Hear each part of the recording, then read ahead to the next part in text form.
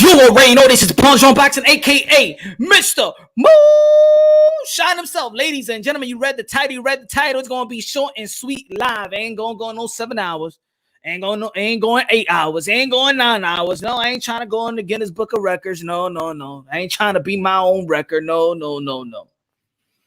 Couple of things in the sport of boxing that we need to talk about.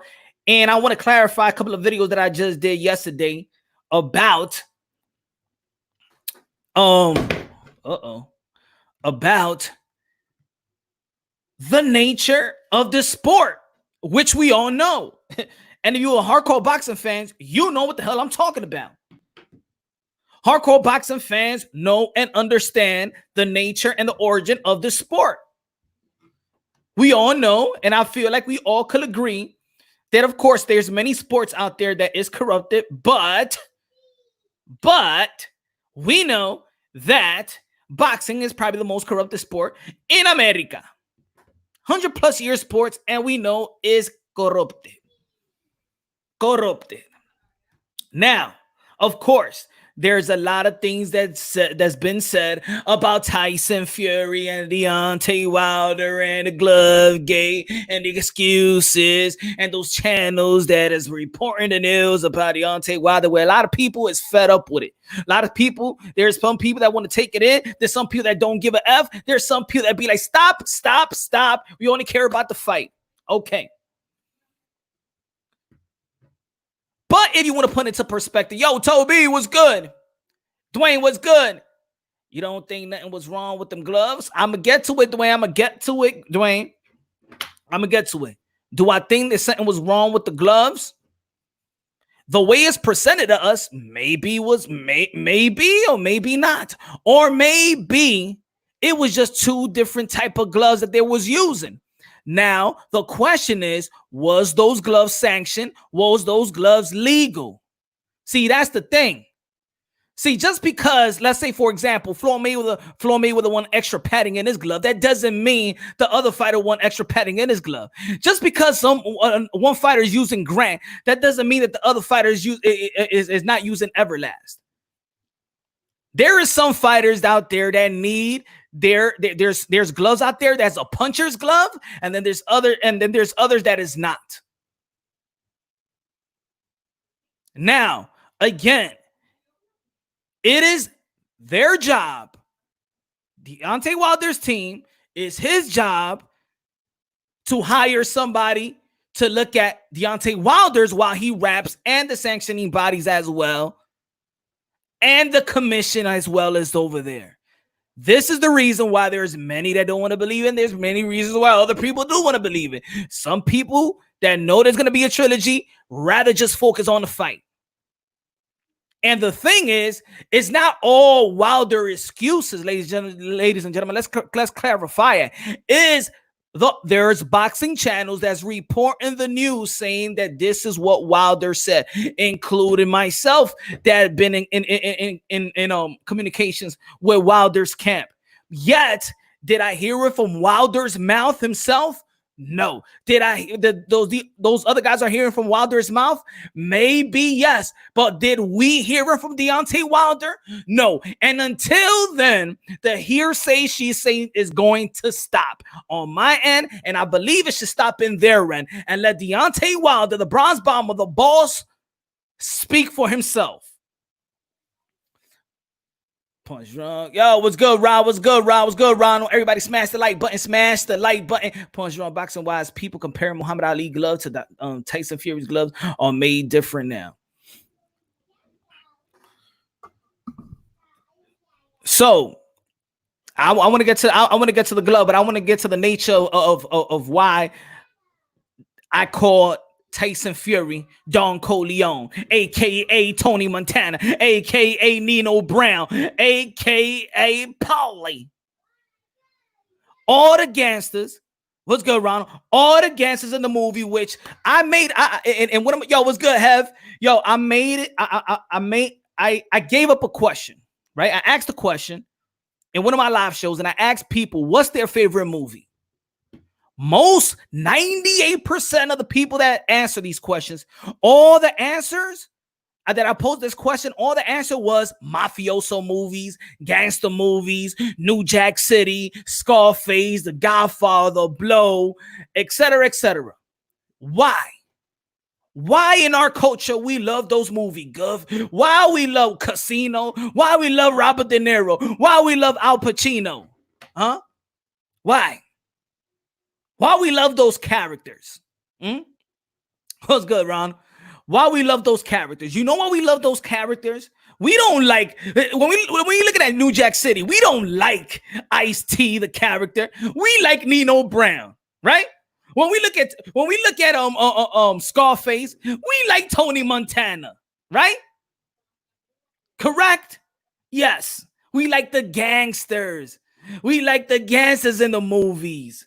That's what we like. We hate the cops in the movies. We love when they get away, right? We love that they're doing their thing. And matter of fact, within our culture, and let's say hip hop, we love the Jay-Z's of the world. We love the Rick Ross of the world. We love the 50 Cents of the world. They got put on because of the gangster storyline and the drug pushing and blah, blah. We love it. We love it. And guess what? If Tyson Fury did cheat, if Tyson Fury did have something in his glove or wasn't an appropriate type of glove that people wanted it to be, if Tyson Fury paid off Mr. what's his name? Carefoot. Damn, what a last name. But anyway, what if he paid off Carefoot? If he signed to the oldest and the probably most prestige trainer record-wise, Bob Arum and Frank Warren, and we know the nature of this sport, and we all know behind the scene is very mafioso-like. Guess what? Tyson Fury not only mastered the game, he mastered the game. He mastered the outside of the game. He mastered what this game is all about. The corruption, mafioso, gangster-ish. This is boxing. And if Tyson Fury, if he did cheat it in your eyes, he did it within the confines of the rules. He did it within the confine of boxing rules. He did it within the confine of the nature of boxing, y'all. And guess who's gonna be bitching and moaning and crying and da da da da da? Guess what? You know who's gonna be doing it? The guys that love the cops. The neighbors outside, they'd be like, oh my God, I'm calling the police. Shut up. They're destroying our neighborhood. Oh my God, these guys, and please stop slinging in our neighborhood. These gangsters need to go. I hate the gangsters. When you're watching a movie, you like the cops. Yeah, go get that gangster. Yay. But most of us don't. We respect the gangster. We like it. It entertains us. It motivates us. Yes. It's the only reason why we love those type of movies. We don't see those type of movies because we want the dude to get caught. We know he's doing wrong. We know he washes his money up. This is what Tyson Fury, if he's alleged, and you want to believe it. So let's say he did cheat, right? But he did cheat within the confine of the game. And don't be a hater because you understand that. You understand the game. You understand gangster like. You understand that. So you know what? Props to Tyson Fury for being a gangster and playing everybody else while all these boxers are playing boxing because you think boxing is a damn sport. It is not a sport. It's business. It's big business, like Nino Brown said. It's big business. It's the American way. Yo, what's good, Sack? Hate it or love it. That's what he did. What we want to do. Even the most successful businessman, what they do, they find the loophole. Oh, I found the loophole. This is Tyson Fury. Oh, okay. These gloves are illegal in the UK, but it's not illegal in the US. And hey, there was a betrayal on Deontay Wilder's side. If any betrayal, what happens to the guy that betrays the dude in the street? He's the first one to go. He's the first one to go. You got to respect the gangster of Tyson Fury. You got to respect it. If you understand the gangster life. But Punch got family. This fight got a family. What do you mean? What do you mean by that? I didn't understand that boxing talk. If Tyson Fury is a real gangster, he'll get done for tax evasion and pay them taxes, Tyson. If he is, but you know what? He hasn't been caught yet. Betrayal is just another excuse. Betrayal, I keep that in-house. I wouldn't say somebody betrayed me and do nothing about it. You got to do something about it. That's what I mean. That's why things are, it sounds like complaints. And it might not be complaint, but you know what? That's the way people are going to take it. That's the way people are going to take it. It's the fight game. It's boxing. Why people are acting like when we see corruption in boxing, oh my God, he cheated. What happened? Oh.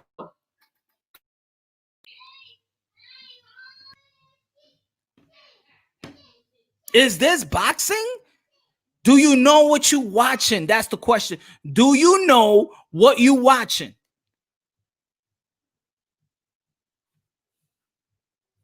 Hate it or love it. People like to talk boxing with me and they be like, yo, but Punch, yeah, you think that? You think that, Punch? How about we bet on this? How about we bet on this? And all my answer says, hell no, I don't bet on boxing. You crazy? You know why? Because boxing is the most corrupted sport in the history of America. We all know that. We all know that. Yo, what's good, Cat? Good morning. Boxing is a dirty sport, but at the end of the day, we love the game. Suitcases of cash under the table, spies, and come on, if you slide $1 million to one of those trainers when they make a small portion, for you to be betrayed is because you did something first, so they felt betrayal. Or maybe they sense like they're about to get betrayed, or maybe they feel that you're shortcoming them, or maybe it's more of a lucrative just to betray you. That's the gangster game. That's game, right? That's the game. It's almost like if you're a drug pusher, right? And somebody snitched you out. And you acting like, oh my God, this never should have happened to me. That's part of the game. Getting snitched out is part of the game. It's part of the game.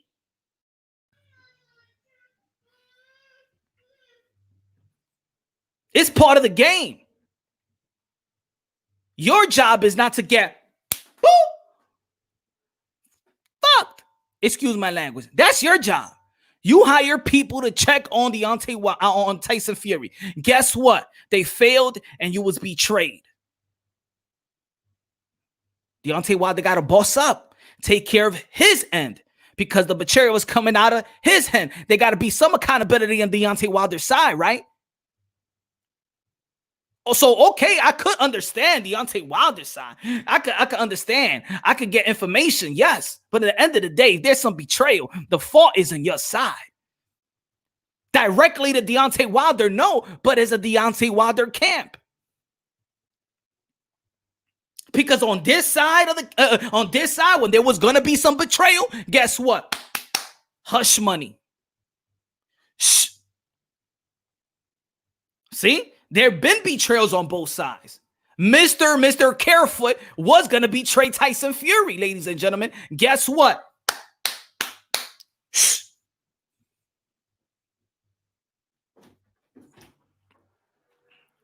LDBC like to call things like a picture factual proof when it isn't. And that's what it is.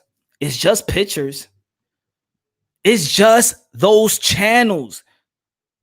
Am I saying that they could be lying? No, maybe yes, maybe no. But we rather hear it from Deontay Wilder at this point because those channels might not have credibility in a sense where those channels are biased to Deontay Wilder.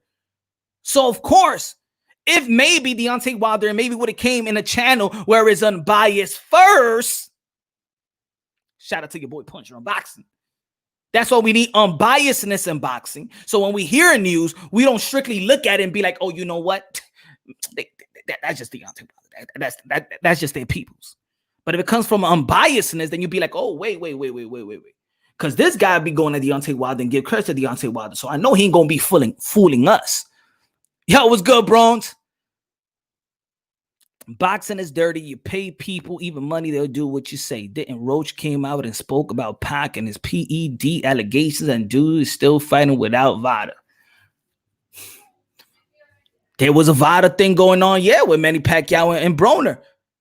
But how do you see how Broner maneuver these type of questions? Like, when he really want to answer it. The same thing with Keith Thurman. He really want to answer it. Yo, this is boxing, ladies and gentlemen. This is boxing. So when I say, oh, yo, so do you think that the glove was real? Even if I think the glove was real, who sanctioned the damn fight?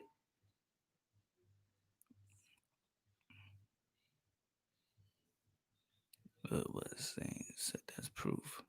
Exactly. So why are you pushing a narrative that has no backing or evidence at you just talking about the assumption and rolling with it? Deontay Wilder don't say nothing because he might get sued. Exactly. I'm gonna put that up. You're exactly right, Brown. Exactly right. Why would Deontay Wilder say something? Because he knows he could get sued for defamation. Right?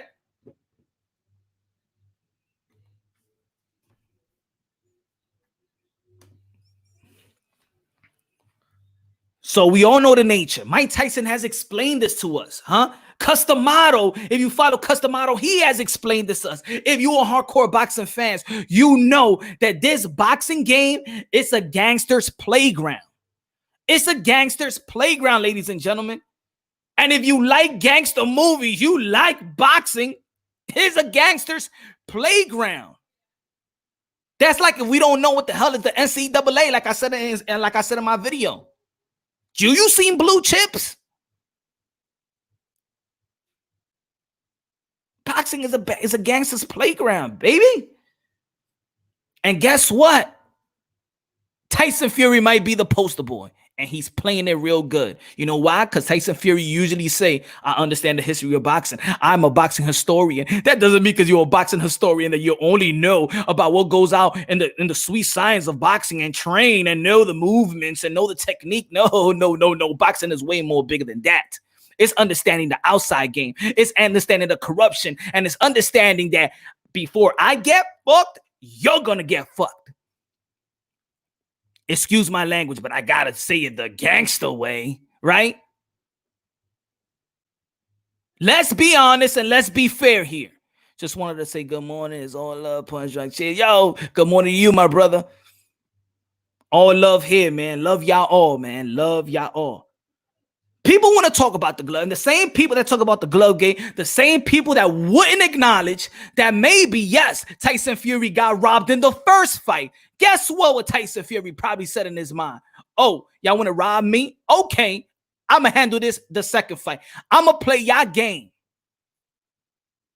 Let's not be, come on. You already know your boy Punch Drunk break things down unbiasedly, logically, and objectively. This is why a person can't get. That's why I can't be on some, oh, yo, Wilder is this. Yo, they play Wilder. Because even I was going for Wilder the first fight. Even I was going for Wilder the second fight. But guess what? I ain't no damn delusional type of dude that didn't see what I saw. I saw a guy that pummeled another man, all right? I saw a guy that zooked another man. And that man that got whooped was Deontay Wilder. We could be fans, but damn it, throw the delusional part. Don't be that type of fan that actually you're gonna get brain dead as well, trying to convince the people because you mad because you lost your bragging rights. That's what it is. I lost my bragging rights. I had a video saying that Deontay Wilder was gonna knock out Tyson Fury. Guess what? I lost. They not paying me money. They ain't giving me money so I could look like a fool and talk like I ain't see what happened. Yes. Tyson Fury, I pointed him in the first fight. The 2 knockdowns, whoa, yeah, maybe it could be some type of dilemma there. You know, it could be a close fight just by the 2 knockdowns. You understand what I'm trying to say? But at the end of the day, we all know what happened. He got outboxed the whole first round. I mean, the whole first fight. And guess what? Did a lot of people feel like Tyson Fury got robbed? Yes. Did a lot of people feel like in the second fight that somebody was cheating right on that side? Yeah. Guess what? Is even.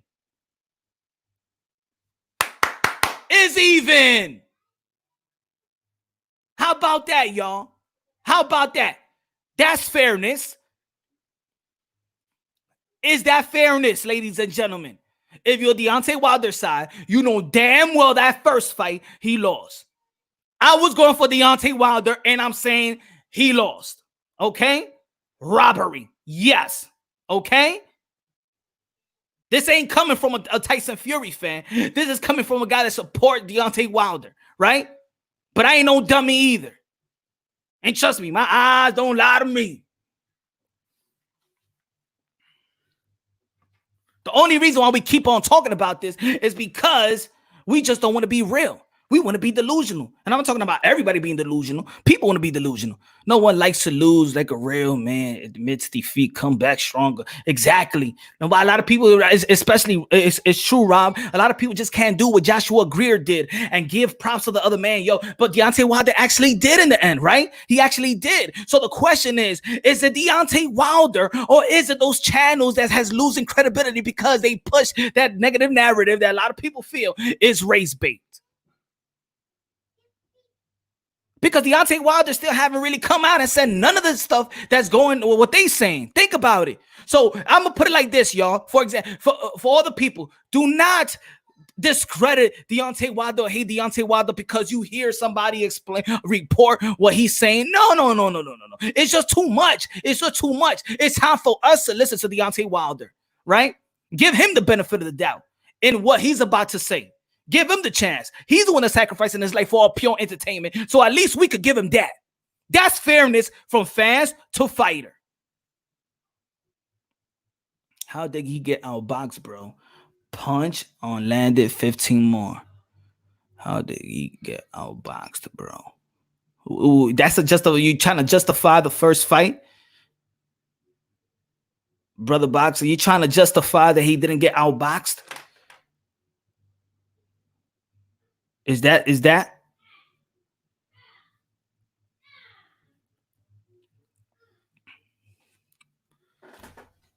I mean, I don't feel in the right mind that's really a discussion.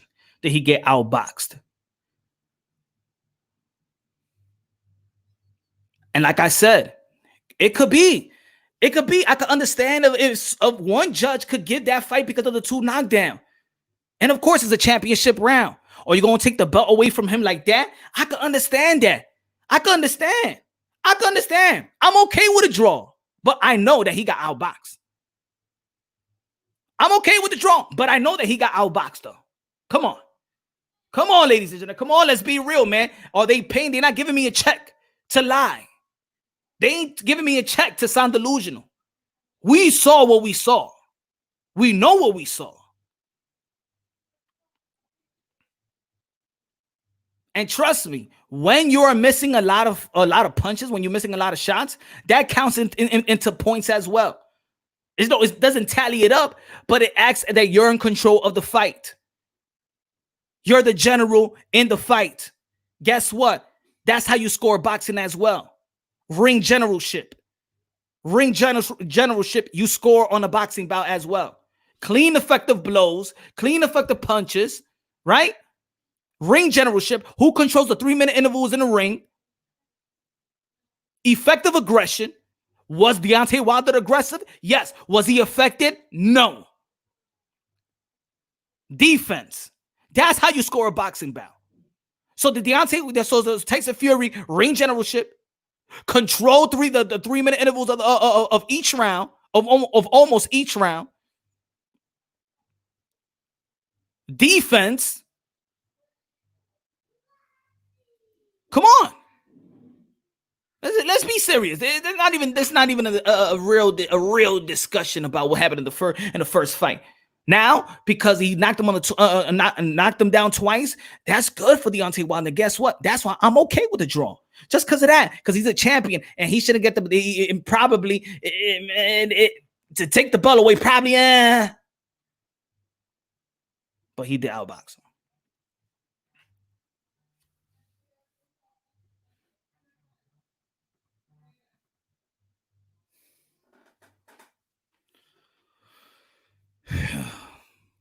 So, to clarify everything, ladies and gentlemen, like I said, Tyson Fury played the game. Tyson Fury played the gangster road.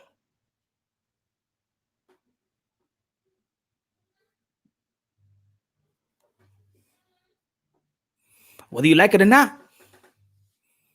Now, guess what, y'all? Guess what?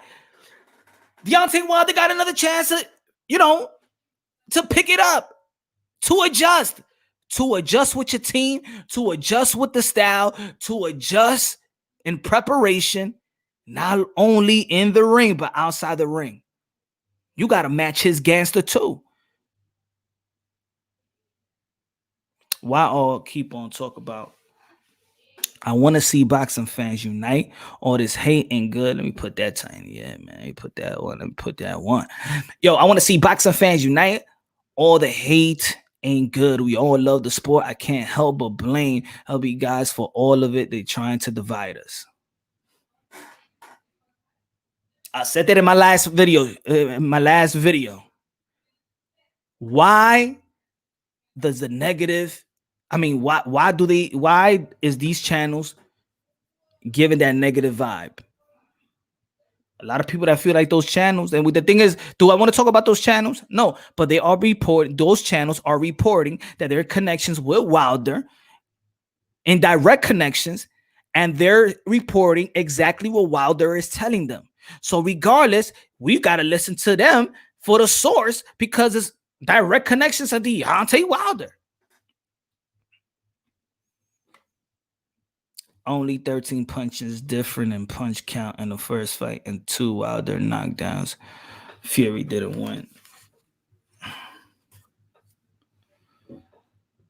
But then if that's the case, Terrence, if that's the case, Terrence, then if it was about punch count and landing punches, then Porter should have won the fight versus Spence. Thurman should have won the fight versus Pacquiao. What else? Only because you landed more punches. Remember, clean, effective blows. Maybe it was a couple of jabs. Maybe it was little touches to the body. Clean, effective punches.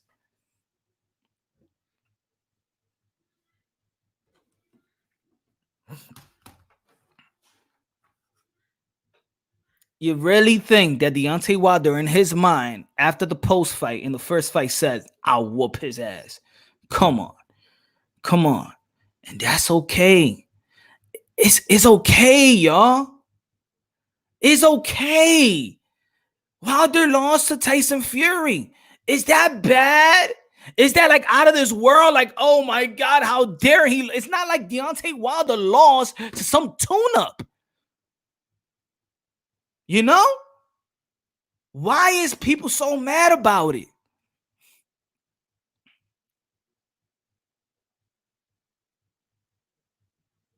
Fury also came back. Fury should fight 5 times. See, I'm not putting all on one category. Do actually have some of these.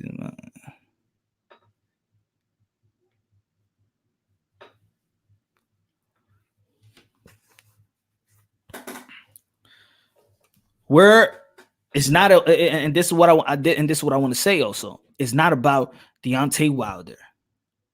It's not about hating Deontay Wilder. I don't think people should hate Deontay Wilder. People should respect Deontay Wilder. People should respect Tyson Fury.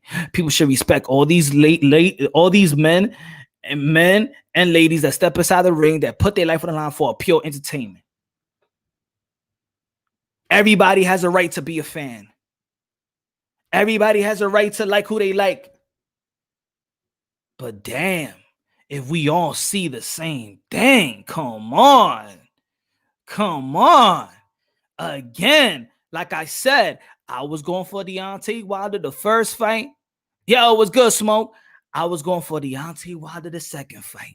And maybe I'll be going for Deontay Wilder the third fight. But guess what? If I see what I saw the first fight, I'm going to call it just like I saw it in the first fight. If I see if I'm going to explain what we saw in the second fight, I'm going to explain what we saw. In the third fight, if Deontay Wilder come back and whoop Tyson Fury's ass, I'm going to say Deontay Wilder whoop Tyson Fury's ass. Vice versa. In the end of the day, that's all we going to care about, the fans right now. Right?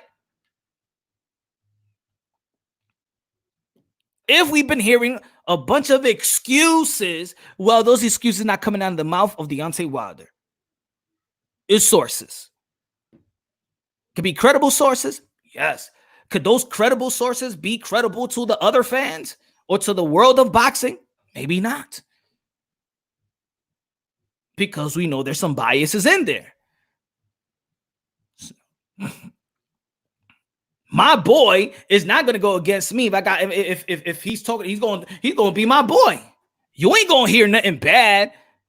You ain't going to hear nothing bad. Hey, put it this way. It's like this. It's like this. If Deontay Wilder was down to Trump, guess what? And let's say Fox is those channels that, you know, he got that red connections to. You're going to hear everything good about Donald Trump in Fox, and you're going to hear all the bad stuff in CNN, right? So you're going to hear good stuff. You're going to say like, damn, Fox is biased, vice versa. So who's going to be the unbiased channels that's going to break it unbiasedly? Yo, boy, Punch Drunk right here, right? The guy that was going for Deontay Wilder and saw that Deontay Wilder actually got his ass whooped. And I got to keep it real, and I got to keep it honest. If y'all don't want to keep it real, y'all don't want to keep it honest, well, that's on you. And I still think that Deontay Wilder could actually do what he did the first fight and actually knock him out to the point where maybe he doesn't come back like the Undertaker, Tyson Fury. Maybe it won't be no Undertaker. Maybe it won't be. Why we want to justify what we saw, lady? For what? For the bragging rights? No, come on, let's be real. They're not putting no money in our pocket. We putting money on theirs. Right? Unless if you got Tyson, Deontay Wilder hook you up, you know what I'm saying? Yo, my man, he cash app you or whatever. Speak good about me, yo. Speak good about me, yo. Here. I understand. Yo, gangster then. Bomb squad all day. The 12 knockdown actually took a few years of Fury's lifespan. He meet God for a few seconds. Lewis. Bomb squad. Hey, I'm a bomb squad too. I like bomb squad. I like Deontay Wilder. I got enough videos in pumping Deontay Wilder and saying he's the best, that America needs him. The heavyweight does need a Deontay Wilder. Thank you for Deontay Wilder for being one of those fighters like Anthony Joshua, for the resurge of the heavyweight division. Thank you, Deontay Wilder. Thank you, Deontay Wilder, for being Olympian and bringing the bronze medal to America. Thank you, Deontay Wilder. I support Deontay Wilder, but I would not support the delusional thinking that he didn't get his ass whooped in the second fight and that he didn't get out boxing the first fight.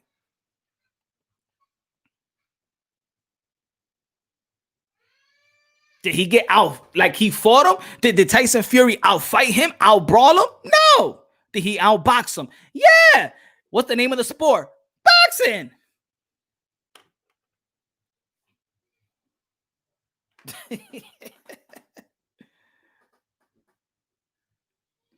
When Fury's power is gone because his gloves were watched, he'll be exposed.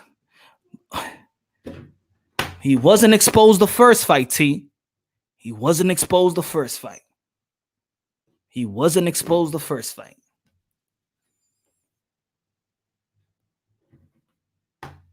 And if Deontay Wilder comes back, let's not put it, because that's what I mean. We make, look, see, with these type of things that people may say about Deontay Wilder, we're only discrediting Deontay Wilder. We making them.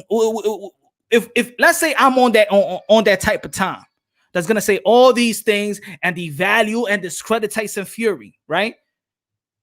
Then it doesn't come sweet when he does beat Tyson Fury. Why do you think Tyson Fury is speaking highly of Deontay Wilder? Because a lot of people in the media are saying Deontay Wilder can't box, can't fight, can't do this. And guess what? He don't want his win to be devalued, so he speak highly of Deontay Wilder.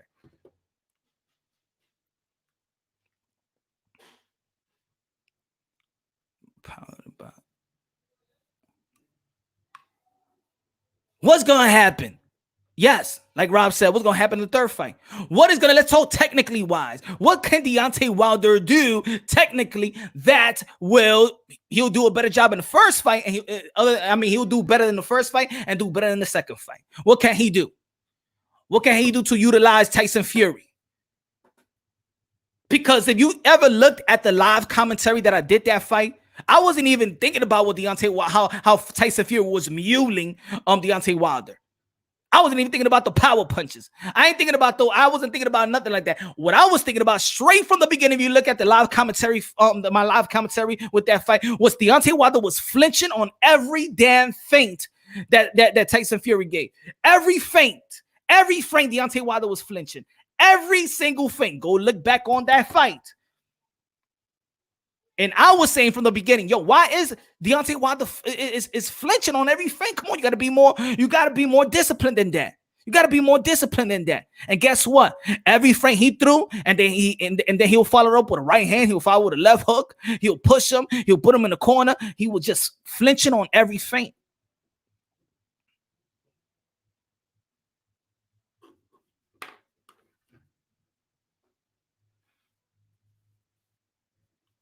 I believe that Deontay Wilder could actually establish some body work.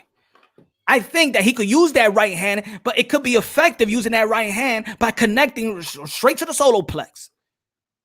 That's a technique. We could talk about technique. Could Deontay Wilder work on some uppercuts on the inside? If Tyson Fury wants to mule him, he catch him with some type of uppercuts. Can we talk about that?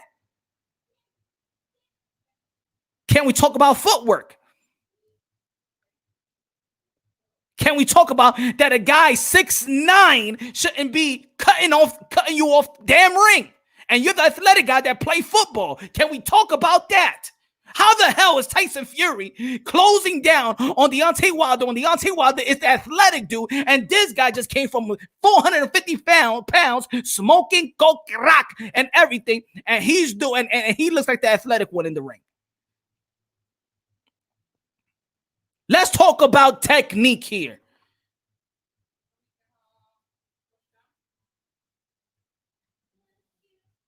Because we could talk about the glove stuff and all that stuff. We could talk about that all day. At the end of the day, it's going to go down with technique. It's going to go down how he's going to adjust in the third fight. And I believe that Deontay Wilder could adjust. He can't adjust drastically. No, he can't just switch up a style and learn something at the age of 35. No, it's not going to happen. But guess what? He could do other different things that actually could work. In the first fight, yes, he landed more body shots, but you know what? He wasn't consistent in going to the body. Maybe he's consistent going to the body and slow Tyson Fury down. Go to the body, make his arm drop, and then you probably will connect on the top.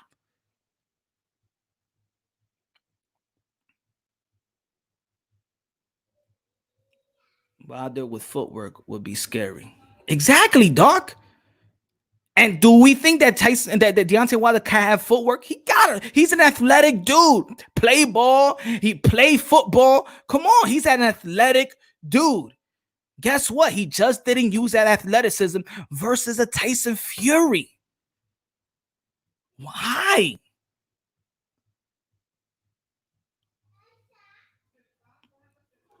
Come on, there has to be some accountability. And guess what? If there is no accountability, if Deontay Wilder feels cold-heartedly that he beat him the first fight, if he feels like he was just cheated that in the second fight, and you know what? That he knows he has the best of him, then guess what? He's not gonna go back into the training, into his camp, and do something different because so in his mind he thinks that he's the man. He thinks he got him. He thinks he don't got to work. He thinks he don't got to do it. He don't got to get better. If y'all don't have no accountability, that's the problem. Deontay Wilder don't do road work. Is that a problem, ladies and gentlemen? Yes, it is a problem. Mike Tyson will tell you if you don't do road work, man, you're bound to lose. Muhammad Ali will tell you if you don't do road work, you're bound to lose. Is Deontay Wilder known for running miles? No, he don't like running miles. So are you doing everything possible to be in the best condition of your life to stay as a champion and beat a good technical heavyweight?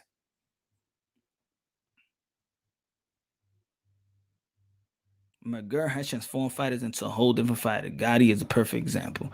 Why y'all making up an excuse? Wilder will lose 9 out of 10 times. Hey, executive, Wilder would lose 9 out of 10 times. Guess what? That one time could be the trilogy.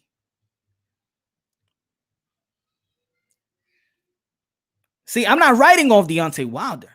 What I'm writing off is a damn, whatever you want to call it. If you want to call it an excuse, if you want to call him whatever you want to call him, it needs to stop, because he needs to go back in that ring thinking like he really lost so he could get better. If he don't think he lost the first fight, if he thought that he lost because they cheated him, how would he go back into training camp and actually get better? He would keep the same trainer. He would do the same thing in sparring. He would do the same thing how he's working out. No. That's the same thing I say about Sean Porter. Sean Porter feels like every fight that he lost, he won. Guess what? Sean Porter usually fights the same way. And then he can't beat the elites of the welterweight. He couldn't beat Kell Brook. He couldn't beat Keith Thurman. And he couldn't beat Earl Spence. You know why? Because he fought the same. You know why? Because everybody knows what's coming. He don't switch up because he feels like he win every fight. So guess what? You're not going to go back to the drawing board. He's not going to go back to the drawing board. Guess what Tyson Fury did? He went back to the drawing board. He said, F y'all with my trainer. Yo, I got you. Yo, I love y'all, but you know what? I'm not going back to another person's state. See, that's another thing that we contradict ourselves, right? We give props to an American goes out overseas and wins a title and say, you know, it's real hard for a guy from America to go overseas and win a title. Guess what? It's hard for a guy to overseas to come here in America and win. We saw that the first fight. Keep it consistent.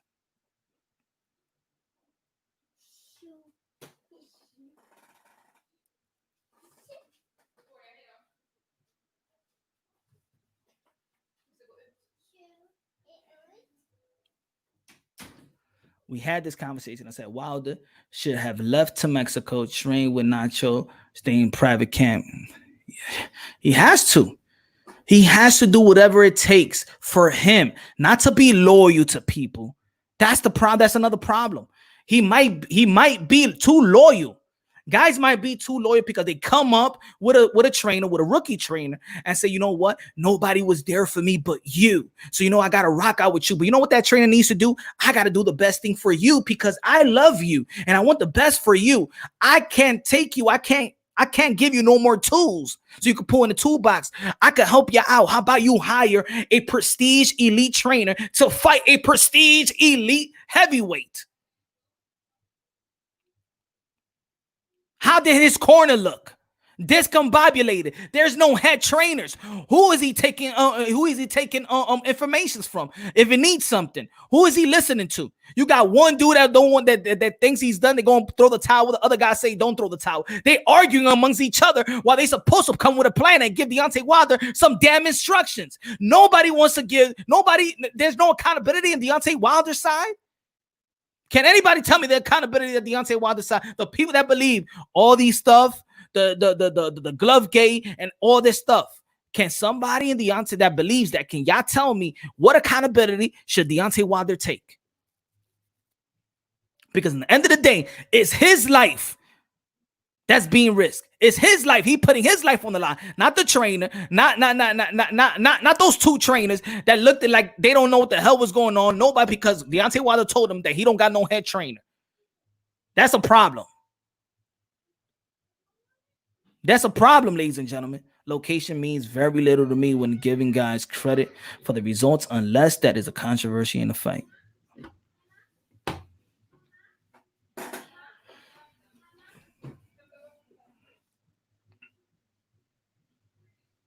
Come on. Can you imagine? Come on. If people have kids here and your kids come with the excuses, this and that. And at the end of the day, like I said, it's not Deontay Wilder. There's those channels which people feel, some people may feel is credible. Other people may feel is not credible. People is hating Deontay Wilder because of the information that's put out there from particular people. That's why. Because Deontay Wilder haven't come out. Deontay Wilder ain't say the glove. Did Deontay Wilder ever said and came out and announced that it was the glove? Did Deontay Wilder said that? So Deontay Wilder said anything about the WBC? His brother said it, but it's time we listen to Deontay Wilder. Regardless, yes, it may be coming from him, but you know what? I'd rather listen to the horse's mouth. Now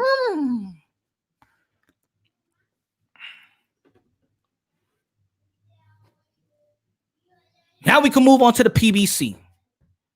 I dropped the video earlier today, probably like an hour and a half ago. And I'm talking about what is going on in the kingdom of Al Hyman. What is going on in the kingdom of Al Hyman? And the play-by say that these fighters on their biggest fight, lucrative revenue, on their biggest fight, what's happening? That they lack discipline. Keith von Tom Thurman, in an interview with Pep Talk, said that going into the Manny Pacquiao fight, he lacked discipline. He lacked discipline, ladies and gentlemen. How? The biggest fight of his career, crossover type of fight, he lost. He lacked discipline. Adrian Broner lacked discipline. Andy Ruiz versus Anthony Joshua won their second fight. He's the champion. Lacked discipline. Gervonta Tank Davis versus Gamboa. 2 hours. They gave him 2 hours to make weight. 2 hours, never in the sport of boxing. I've been following boxing, damn it, practically my whole life. And I never seen a sanctioning body give somebody 2 hours to make weight.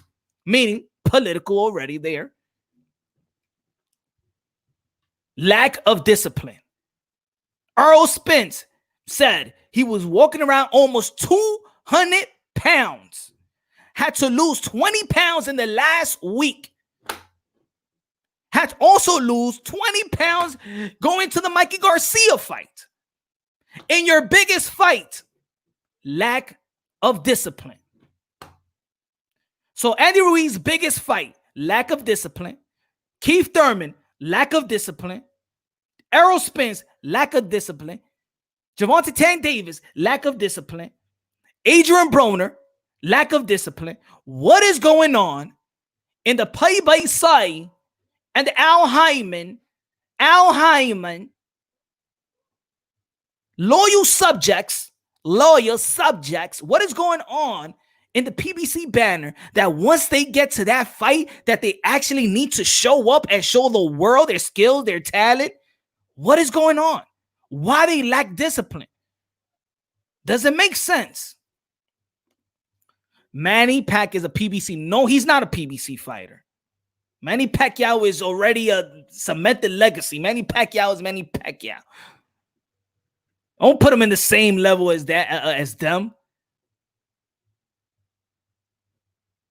Stay within the smoke. Stay within the subject. You're always trying to bypass it. There's a problem.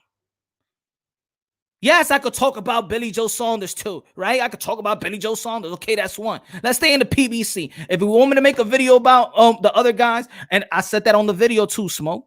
I said that on the video. I said, yes, the Charlos are, or I said Charlos, I said Caden Plant are very, very disciplined. I said that. But they haven't had their biggest fight yet. They haven't had their biggest crossover. I'm talking about pay-per-view fight. I'm talking about crossover success. I'm talking about the biggest fight for them. Andy Ruiz, his biggest fight, and I'm talking about crossover type of fight. Keith Thurman, biggest fight, pay-per-view. Earl Spence, biggest fight, pay-per-view.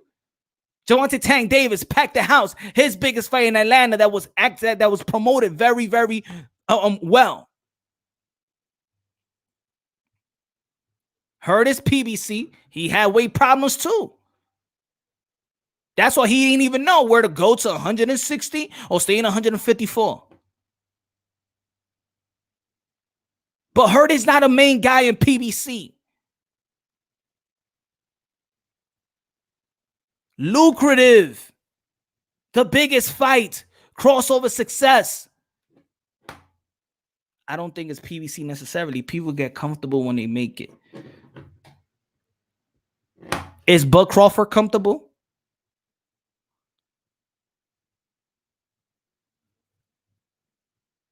Did he lose himself?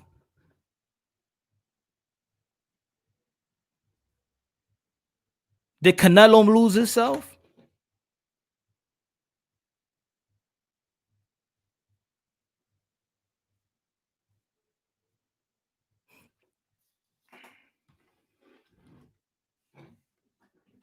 What's going on? Sean Porter is disciplined. Sean Porter, yes, Sean Porter is disciplined.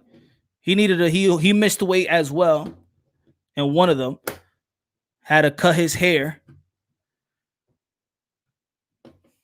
but he's disciplined.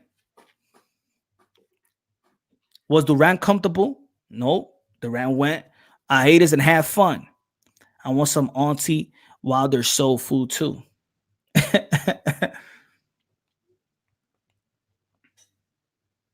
It's all right, but every fighter bulks up 20, 15 pounds. We're talking about guys that's going on to 40 pounds. Earl Spence is 147. He was walking around almost 200. Keith Thurman was walking around almost 190 in between fights. All these guys are going in fan camp.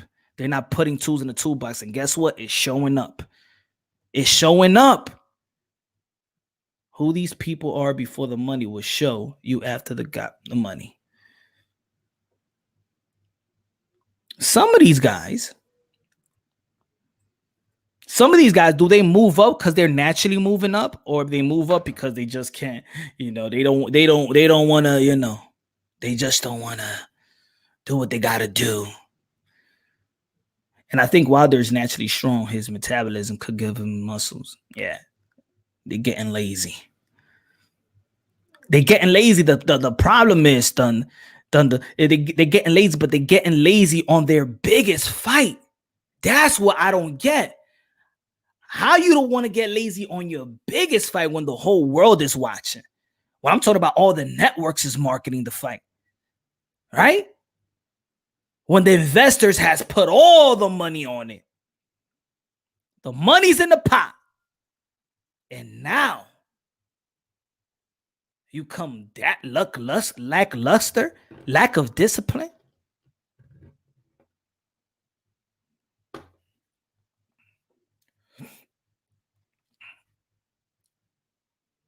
Remember, Spence said he had to lose almost 20 pounds in the last week. On a contractual fight. Meaning that he was already in camp for 8 weeks. So how are you supposed to be losing 20 pounds in the last week? Andy Ruiz couldn't be controlled. What is going on?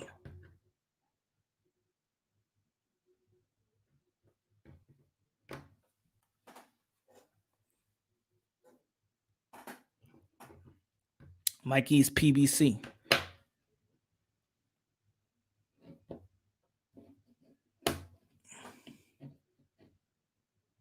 Mikey is good. But Mikey don't even run either.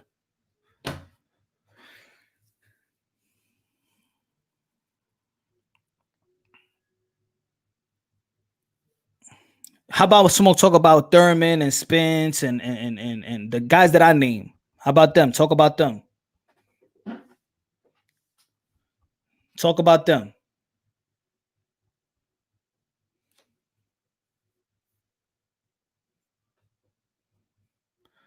Wilder is slim and trim. He take weight gain and hit the weight. I think Deontay Wilder is very, very disciplined. Or maybe that's his natural body that, I don't know why he felt he needed to bulk up for. He's been knocking everybody out like that. People don't realize some fighters are full-time, meaning they train daily even when they don't have to fight. Yeah, there are fighters like that. And I respect fighters like that. That's why on my other live show, I was talking about who's a prize fighter and who's a professional fighter. A professional fighter is a 24-hour type of fighter. He watches how he eats. He watches how he lives his life. I'm not saying that you can't party. I'm not saying you can't have a little drinky drink. I ain't saying that. But you live your life like a fighter.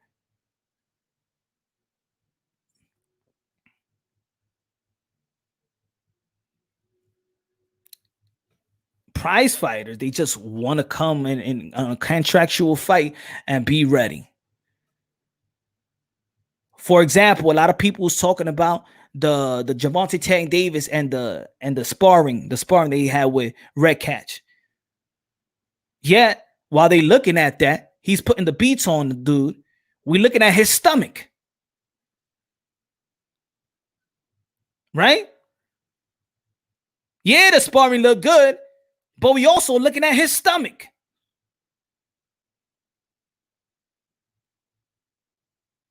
The stage is also when PBC fights happen. Maybe they're getting too comfortable in the great weight punch. He was giving LB good. Yeah. I know, right, Ron? Yeah, LB is a cool dude, though. You know, LB is a cool dude. He responds, but I think, LB is. I can understand, man. He got a business affiliation with Mayweather, of course, man. But I think sometimes he's too biased. Like he could actually, you could see what other people may be thinking, or it's just LB is just too much. He's too ingrained with Mayweather or something like that. He can't. I understand why he's biased, but you don't have to be. You don't have to be. In certain conversations, you could understand. You don't have to agree, but you could understand. And this is the second time I got him on something.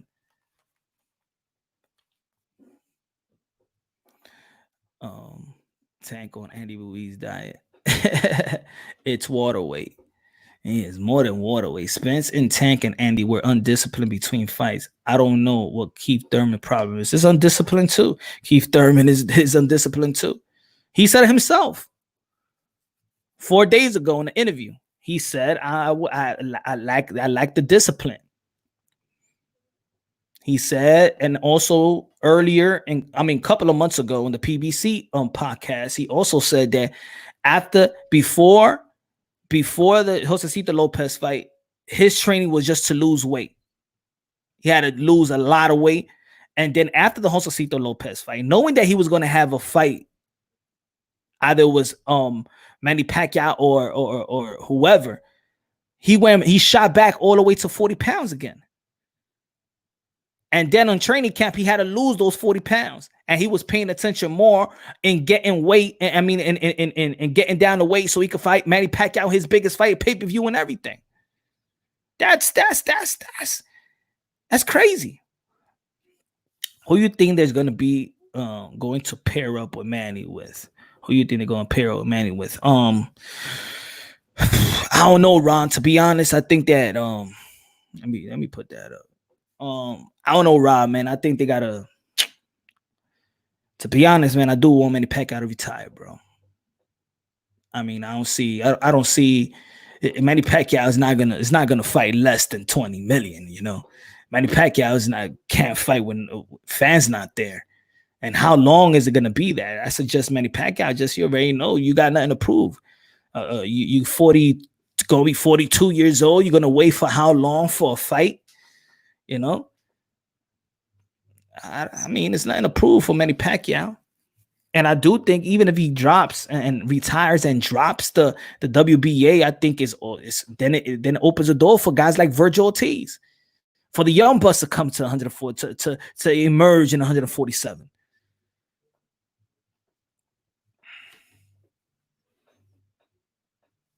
I gotta drop this video too, man. I gotta edit it though. Did you hear also what Keith Thurman said? That he said that Virgil Ortiz is he reminds him of the young Keith Thurman, or the hungry Keith Thurman. And by him saying that, shows you that he's not even hungry. He reminds me of the young Keith Thurman that was going for everybody's heads, that everything he throws is the intentions of knocking your head off. He said, he reminds me of me coming up. That in a couple of fights, him and Boots are prepared to contend for a title. That's what Keith Thurman said. And I agree.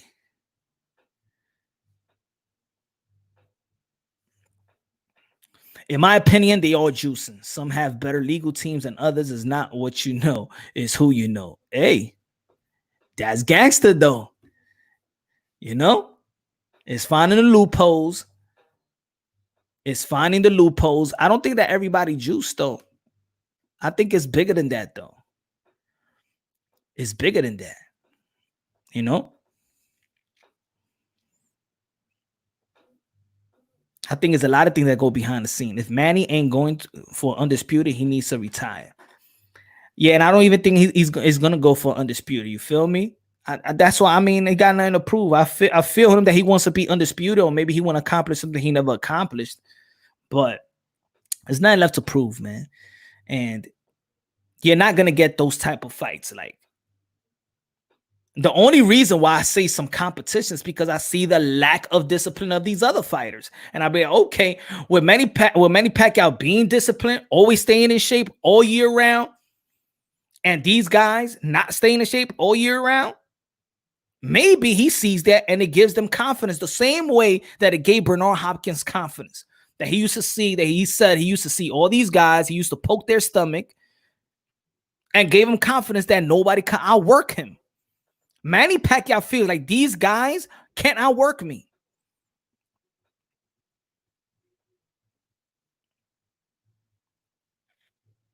If Manny ain't going for under, yeah, hopefully.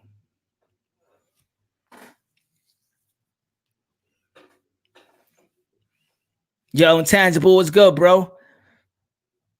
All I'm saying, I feel like there is some type of lack of discipline when you're about to fight your biggest fight. It's crazy, y'all. And the guys that I mentioned, yes, there's other guys in the PBC that's very, very disciplined, but the guys that I mentioned have had the biggest fight pay-per-view. I'm talking about investors throwing the la funda, how you say it in Spanish, la funda, they threw the bag on it. And they come with lack of discipline. Keith Thurman versus Manny Pacquiao, Earl Spence. Smash the like button, everybody. Smash the like button, show support to your boy. Super chat, Cash App. Earl Spence versus Porter, Earl Spence versus Mikey. He the one that says, and the thing is, they the one that's coming out and saying it. We're not guessing this.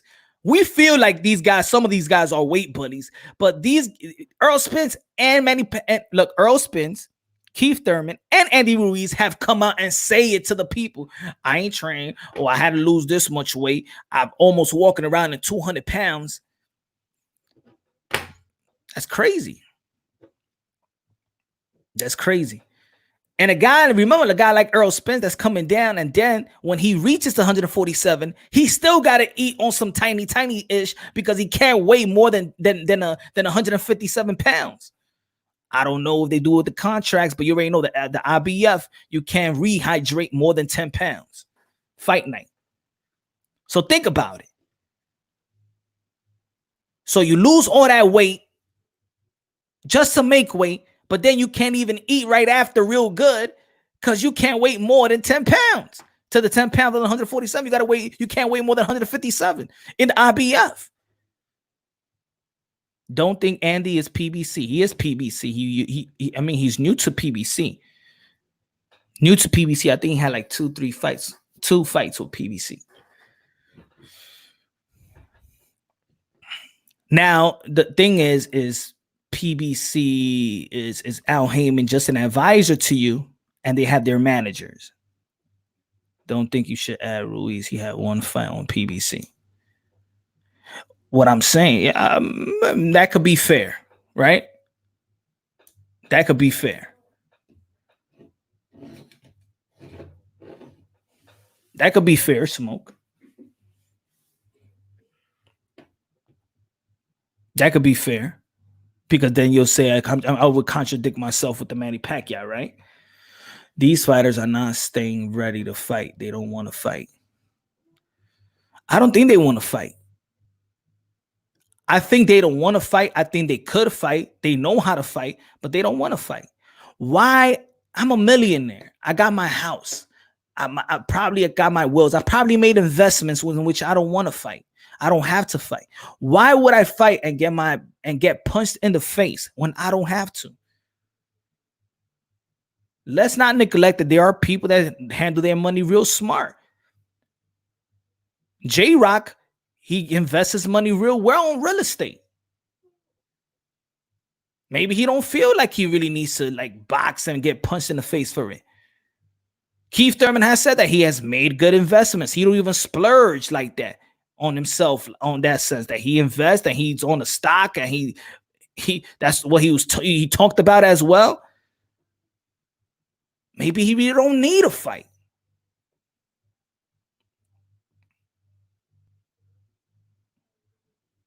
Maybe Conor McGregor, what's his reason for fighting? If it's the only reason these guys may fight, this is what it is. The only reason why these guys may fight is because they use boxing so they could capitalize on other business ventures. That's all. It's almost like NBA players. You think all the NBA players really want to win a ring? All they got to do is stay relevant enough to get those endorsement deals that actually pays them more than their NBA checks, and they're good. When James Harden lose, guess what? In the playoffs, he's in the clubs and they're going to a nice exotic vacation. They don't care. They just use that PR-ish and say, you know what?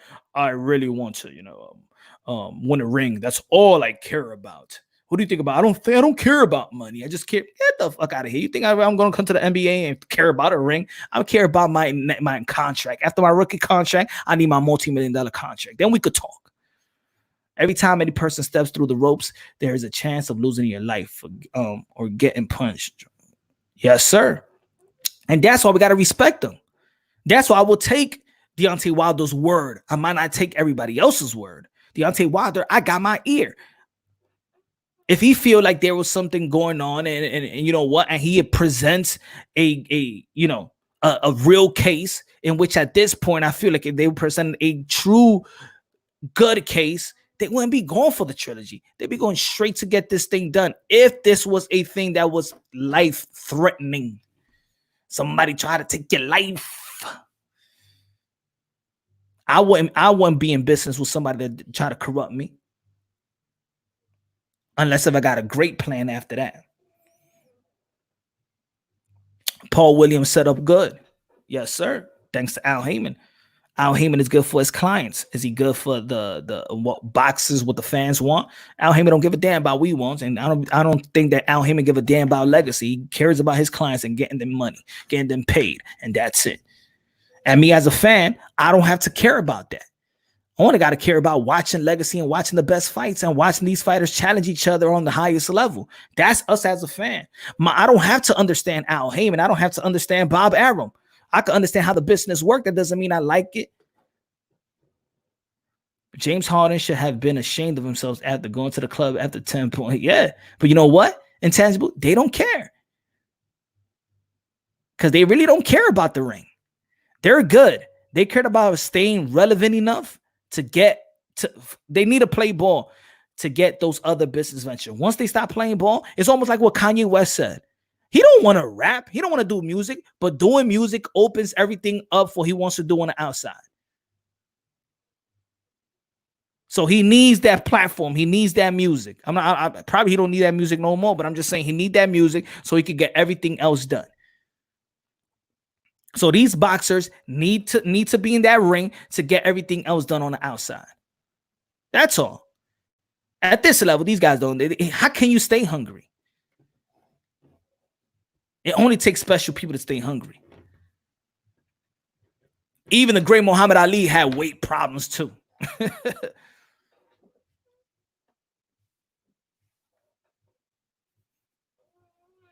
Because he's Latin, folks, because he's Latin and that's slang. Why you getting butthurt about that? Really? You gonna get butthurt about that? Now you gonna get butthurt when people speak slang? You now, folks. What do you mean? You're giving permission to people how to use and what to say a word, and they're not saying it in a derogatory way. Come on, you really want to go into that route?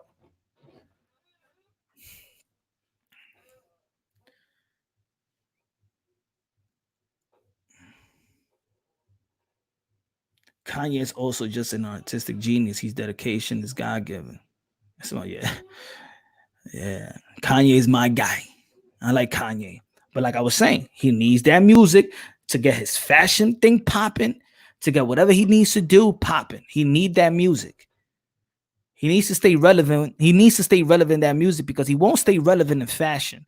Probably by now, yes. But I'm just saying he needed to stay in music when probably he didn't have the love to do music anymore. But to get everything else, to get those other deals outside because you're still relevant in this field. The same thing for these boxers. Timothy Bradley, I always say the same thing. What did Timothy Bradley say before he retired? And they asked him a question about Keith Thurman and Earl Spence and stuff like that. And what he said, man, I'm not here to get 4 belts. I'm not crazy. I ain't going to be spending my money paying for sanctioning fees. And all I need is 1 belt. That's what Timothy Bradley said.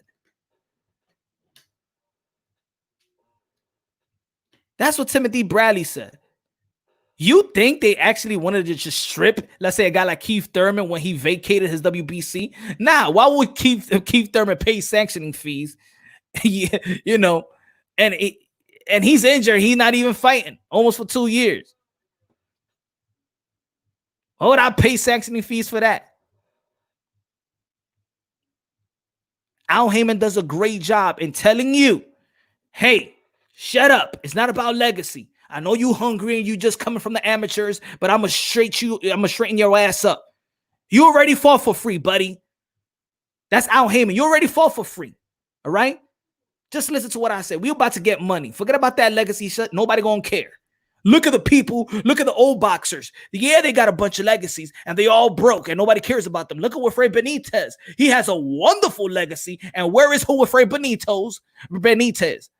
Handicap in the Bronx and nobody gives a damn. Nobody's helping out his family. So do you want legacy or you want to be straightened up in business wise, invest your money, have your family taken care of from generations and generations to come? That's Al Heyman. So I respect him as their manager in that sense, but as a fan of boxing, no. Demetri Andre said today. Let's read what he said. Yeah, I heard what Demetri Andre said, right?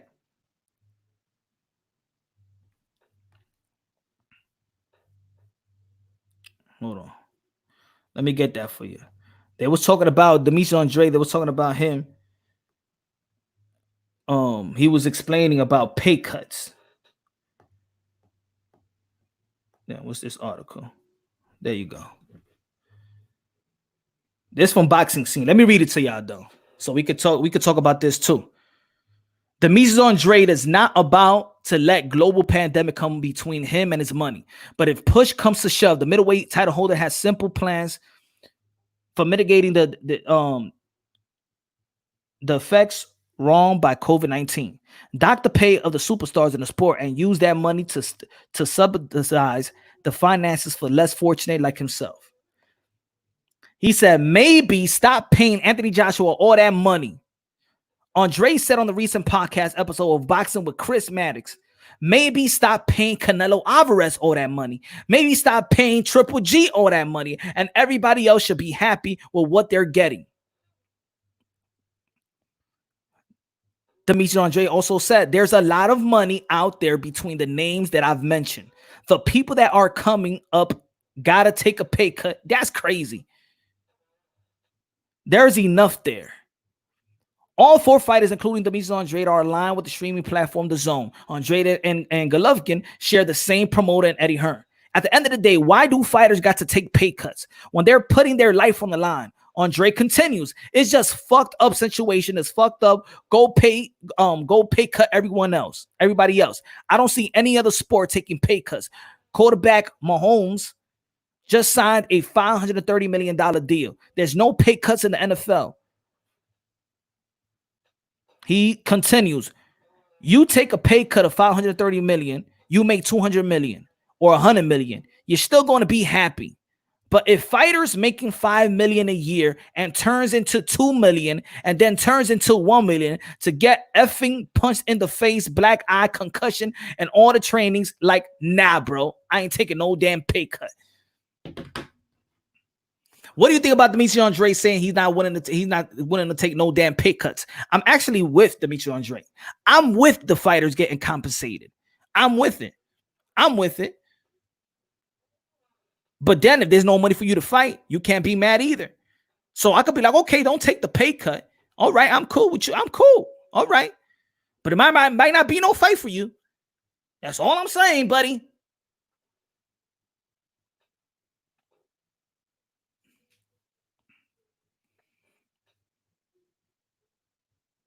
Archie Moore won 50 rounds with Ali. He was 64. Oh, we're trying to say Mike Tyson should be back. Even though I think Sam Langford was the greatest, I would much rather be Floyd Mayweather. Oh, y'all talking amongst yourself on that one. TV as well, not pay-per-view. Yes, there was, Adam. Yeah, it was Prime.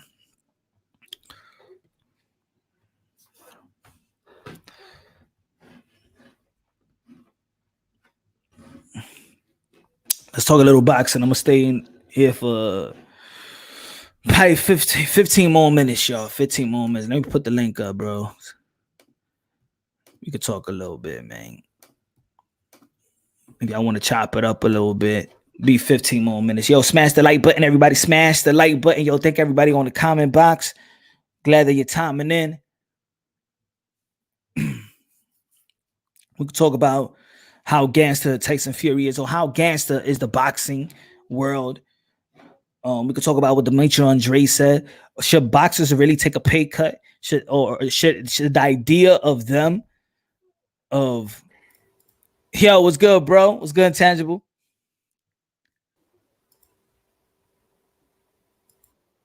That's good. I'm doing pretty well. God bless, man. Doing pretty well. So let me ask you this: what do you think about Demetrius Andre saying that he wouldn't take no pay cut, and no boxers coming up should take a pay cut, but the Canelo Alvarez of the world, the Canelo Alvarez, the Triple G's, and the Anthony Joshua, they're the one that should be taking the pay cut. Maybe it'll be easy for the other guys. What do you think? I think they should focus on getting Canelo and people like that pay cuts. Andrade hasn't been paid much, but he just needs to make the fights happen. If he makes fights happen, if he gets in the ring with some of the top guys, and it's not necessarily all just their fault. He's been to blame for some of the fights not happening, like Lara, like Jamal back in the day in 2015, I think it was. You got to get in the ring. If you want a big payday, just get in the ring with them, and you'll get more. And I think, this may be slightly off topic, but I think he should fight the winner of. I think there should be like a mini tournament in the middleweight division. I think Derevyanchenko and Charlo should fight. Andrade and Triple G should fight, and the winner of those two fights meet together, and then the winner of that fight meets Canelo. That should happen, in my opinion. I think so too. I think with that said, but going in negotiations with Triple G and Andrade, how the money is going to be broken apart. And I think that's why he did mention the Demetrius Andrade, and he mentioned the Canelo Alvarez, because they're actually in the zone. He knows that probably if he goes to negotiation, they're not going to budge, and probably that's why he's calling them out. I feel like that's a win-win either way, no matter what happens in that fight, because even though that fight won't do much, Triple G would be able to unify, which would bring more hype to a Canelo fight. Yeah. And if you were to lose the fight, Andrade's earning potential would pretty much just shoot up because he'd beat a name like a Triple G. That would become a much more lucrative fight if he were to fight Canelo. He'd be a unified champion, and the incentive would be much greater in that case. What you think of what you think about a fight with Jaime Munguia and Andrade? I don't really think that's quite on the horizon yet. It's probably going to be just him versus Williams next. But Munguia versus Andrade, would be solid. But I pick Andrade to win that fight. Isn't Munguia going to be his mandatory? I think he's the number one rank in the WBO. Jaime Munguia. They already ordered him versus Liam Williams, though. So he may be number one right now, but I think Williams was beforehand. And Williams also beat a former opponent of his, Alantez Fox, I think, in 5 rounds. So they need their own tournament. Yes. And it's easy. I don't understand why these fights in 160 can't be made with a Canelo Alvarez and Triple G. And even they don't mind. Look, Sergey Derevyanchenko fought Triple G on the DAZN platform, so they don't. So Al Heyman and his people. I'm not sure. I know that Al Heyman is an advisor. He's not his manager. Derevchenko. I know he got his own manager, but they're willing to, Yeah, he draw up the contract for Derevchenko, so they willing to go to the zone. Yeah, Derevchenko seems like a guy who's willing to fight kind of anybody, And since he and Charlo are probably going to meet soon, I want to see the winner of that fight possibly get a Canelo fight. I really do. I think that would kind of order Canelo to have Charlo on his radar if he were to beat a Derevchenko. That's a legit guy at 160. True. What do you think about this boxing? What do you think about the gangster analogy that I have for Tyson Fury?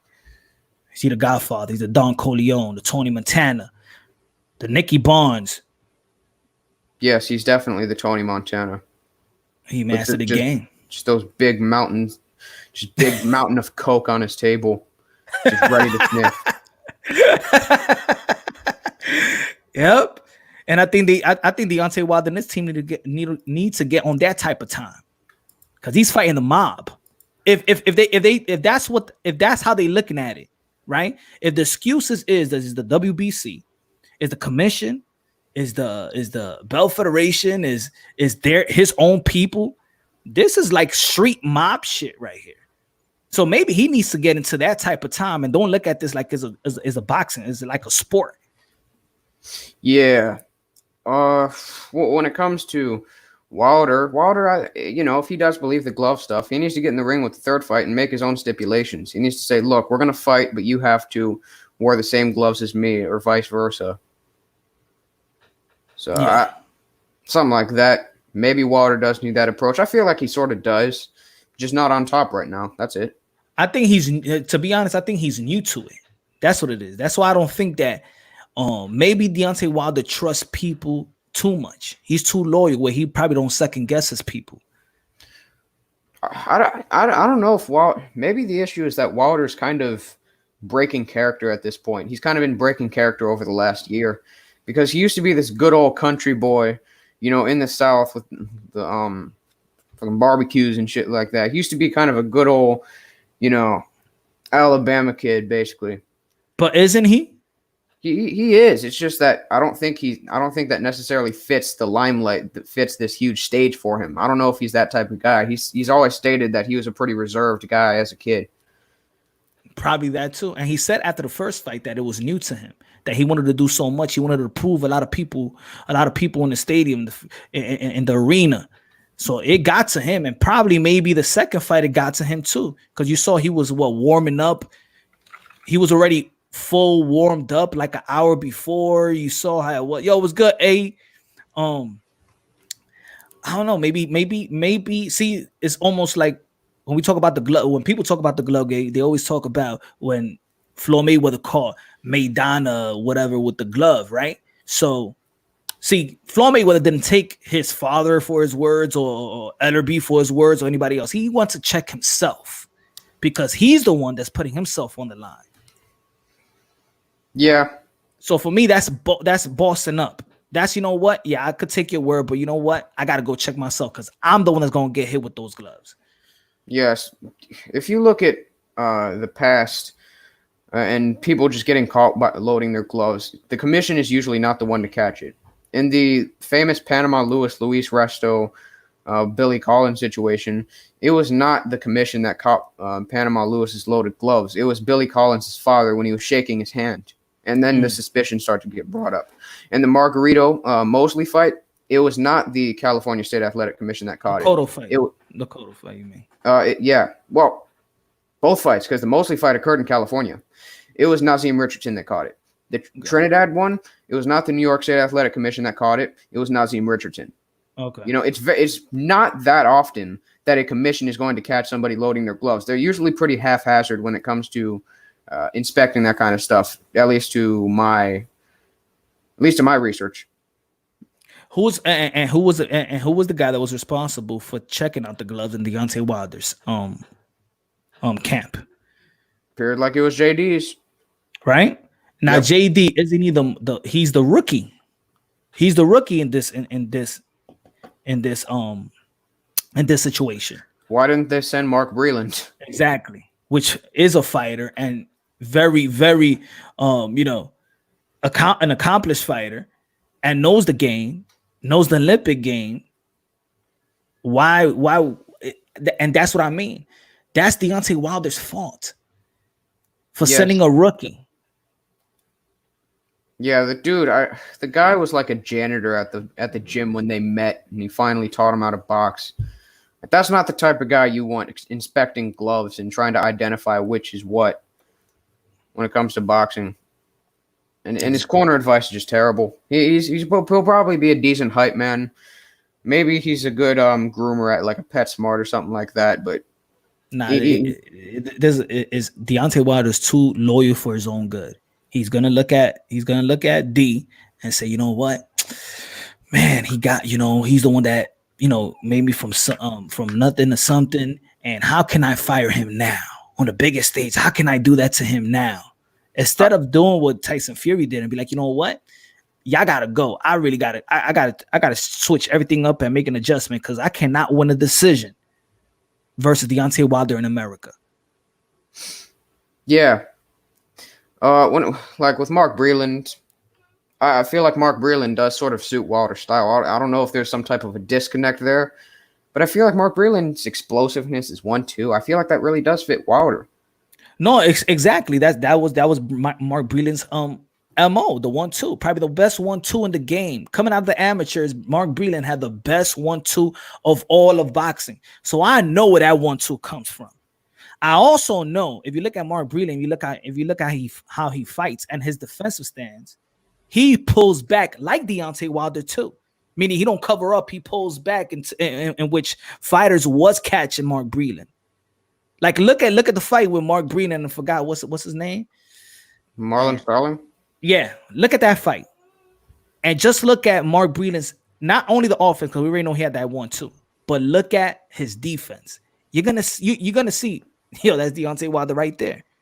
The problem I had with it is why D and Mark Breland, why not? This is what I have a problem with. Like I said earlier, why Deontay Wilder has two trainers, no head trainers. These guys on the corner is actually arguing amongst themselves when they got to come with a plan and give them some type of instructions. That right there, even though that we might look at D and Mark Breeden like, what the hell they doing in the corner? And they arguing, they don't know what type of game plan they should execute and tell Deontay Wilder. Deontay Wilder is still the boss. He should have a head trainer. So when he's asked, "Oh, who's the head trainer?" He's like, "Well, I don't have no head trainers. They both are." No, it can't happen. It can't be like that. Breland was a pretty thin type of a guy. Breland's got to teach Wilder how to maintain his balance in the clinch because he's always getting overpowered by dudes. And whenever he gets on the back foot, the placement of his back foot is just always off. It's always really vertical instead of off. He doesn't keep his stance wide enough, honestly, to keep his balance on the back foot. And Mark Breland has to teach him that, especially when stepping back and stepping back in and like in and out movement and things like that. That would really help Wilder. Just balance in general.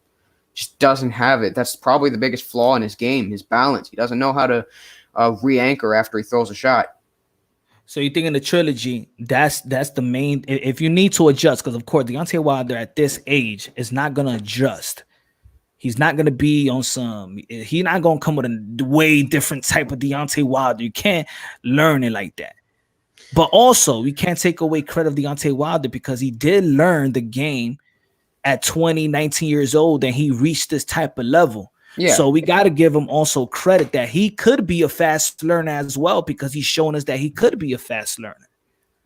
But the only thing I see that he could actually be better at, that it doesn't have to take it doesn't have to take a pre-camp and then a 10-week camp. I feel like he should actually pay attention and go into the body. Yeah, he should. But I mean, because the 1-2 don't have to just work to the head. It could work to the body. And if you take out any positive thing in the first fight, just taking out the knockdowns, he hit Tyson Fury with some type of good body work. The only thing, he just wasn't consistent. Yes. Wilder had the most success in that fight against Fury when he was feinting to the body and to the head when he was mixing it up with the jab. He was having much more success. And there are times where, and I think I have a clip of this, where he actually had him moving on the back foot by aiming the jab high and then just going right down to the body. And then he sent Fury back to the ropes, and Fury had to reset his feet. That was one time in the fight where he had some success. It's not consistent. Yeah. The one thing about Deontay Wilder, man, he got the hip. That's really his power, is the torque in his hip. That's really what it is. So, I don't know. Well, he puts pretty much his entire soul into his punches. He puts his entire soul, his existence, his heart, his brain power, his pretty much every single thing imaginable into his punches. Tank Nation, you know exactly what I mean. His balance is poor, and he doesn't know how to fight off the back foot. If that doesn't make sense to you, I mean, I don't know. What up, D? Well, I think he could fight off he could. He's not showing it. If you could, coming on the inside, if he throws some shorts uppercut, which if you look even in the second fight, you saw that Deontay Wilder going back actually caught Tyson Fury. What's good, D? What up, fam? What's up? Chilling. He actually called Deontay Wilder with uppercuts. I mean, he caught Tyson Fury with uppercuts while Tyson Fury was coming in. He just wasn't consistent enough, but there's nobody in the corner to tell him to be consistent in these things, because his corner was all over the place, not knowing what to tell Deontay Wilder, because they're fighting amongst themselves. But here's the issue, though. It goes back to the whole balance thing. He doesn't know how to generate power off the back foot. He doesn't know how to plant his feet when Tyson Fury is using his hand feints, which is really his specialty, his hand feints. He doesn't know how to generate power when on the back foot because he's off balance. He doesn't know how to carry the momentum from his back foot to his front foot while mobile. Is this the same guy we're talking about with all this amateur pedigree? Is this the same guy we're talking about? Well, he has amateur pedigree. Yeah. It just didn't translate. That's it. All right. So he has something that doesn't exist, huh? I guess, if that's how you want to put it. I mean, that's what we see. You just gave a list of what he's not able to do. You just gave us a list, and I agree with that list. So I'm just saying that basically Wilder has something, this amateur pedigree, these fundamentals that don't exist. Also, another thing you do have to consider is he was fighting smaller fighters, fighting kind of below his weight class in the amateurs at the heavyweight division, not super heavyweight. So, I mean, that's probably a contributing factor to it. He was just much bigger and longer than his opponents. When we watch Fury, when we watch Joshua, when we watch Dillian White, Monster Nui, we see the amateur pedigree. Lomachenko, Teofimo. Don't we see the amateur pedigree? Yeah. I think I see it. We do see it. I don't see it in Wilder. I don't see it in Wilder. I don't see any amateur pedigree in Wilder, because that list that Intangible just gave us, that's what I see in Wilder. A guy who cannot do these things. Hey, Audley Harrison was a great amateur. Beat Sam Peter. Was an Olympic gold medalist. It just didn't translate. That's pretty much it. That's all. But you did see, again, let's not get it conflated or twisted as translation meaning losing. These guys may have went to the pros and lost, but you still seen those skills. So it did translate, and I get that. You don't see them in Wilder. You don't utilize them. You don't see them. They're not there. So these guys that you brought up, just like on the other show, we at least get to see them in the ring. Whether they lose or win with those, we at least get to see them. We don't even see it with Wilder, but we want to say he has amateur pedigree. And I think in certain spots, we see tiny bit of it, and we actually, that's why I say if he would shoot that jab to the body, shoot that that 1-2 to the body, right, he was actually connected, but he don't keep it, but it's not consistency, so he don't show it too much. I feel like he could. You know what I feel like that is, Punch? You know what I feel like that is, because I agree with that. But this is what I feel like. I feel like that's when people say, if Adrian Broner just let his hands go, when the fuck has he ever let his hands go? But people just keep saying, if Wilder did these things, then I would be saying he has amateur pedigree, but he don't fucking do these things. You understand? Well, Even these guys that had amateur pedigree that came to the pros and lost, you could still see them using feints. It didn't work for them. Maybe their hand speed was too slow. Maybe the guy was up on the feints, but you still seen them using feints. You seen them using jabs. Hold on, Antonio. You seen them using lateral movement. You seen them getting off a center line. All of the fundamentals they teach you. You see them losing even in a.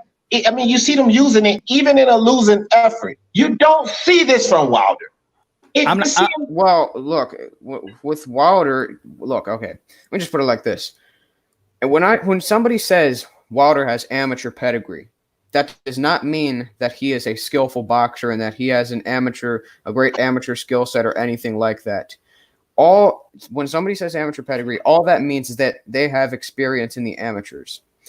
And Wilder having an experience in the amateurs is not an opinion. That is an undeniable fact. So I don't know why this is an argument. It's just an obsessive kind of a topic, to be honest. Well, Tangible, I'll tell you. If you sit here and tell me that when somebody says amateur pedigree, it means that. But I just broke it down to you yesterday. That's your interpretation of it. But just because somebody was in the amateurs, that don't mean to me they have amateur pedigree. I have to see it. If you went to, like I spoke about this same thing yesterday, if you go to fucking college, you get a degree, you come out and you don't have a clue of what you're doing, that degree means nothing. It's non-existent. It's not there, bro. You can't survive off of it. You can't get a job with it. Dude, I don't want to hear anything about some amateur pedigree that's non-fucking existent. It doesn't exist. Is he going to get... For example, let's say when he fought Stavern. Now, regardless if people want to give him credit for it or not, when he's coming to the Stavern fight, a lot of people was talking about how can he box. We want to see him box around. We already know that he can knock everybody out, but we want to see how he can box. After the fight, they were saying, "Oh, you see, Deontay Wilder has some boxing skills. He could go to 12 round. He could outbox his opponent." But did you give him credit when he outboxed his opponent like Stavern, or did you feel he was just punching and being wild? Well, I think he was just timing. I thought that was to me, but go ahead and answer. I think he was just timing sort of stationary target. That's pretty much what Stavern was. Stavern was a tough fighter who just kind of outworked and pretty much knocked out Chris Arreola. Didn't really have much behind him. He lost to a journeyman actually early in his career. Isn't almost every heavyweight a stationary fighter except for Tyson Fury? Well, no, he doesn't move his head off. Stationary fighter? Is Usyk a stationary fighter? Don't get me started. Not Usyk, not Usyk. Bro. Like, no. Wilder lacks a lot, bro. I don't like this whole thing with Wilder. It's like a two-edged fucking sword sometimes. You see him argue with his fans about all that he lacks.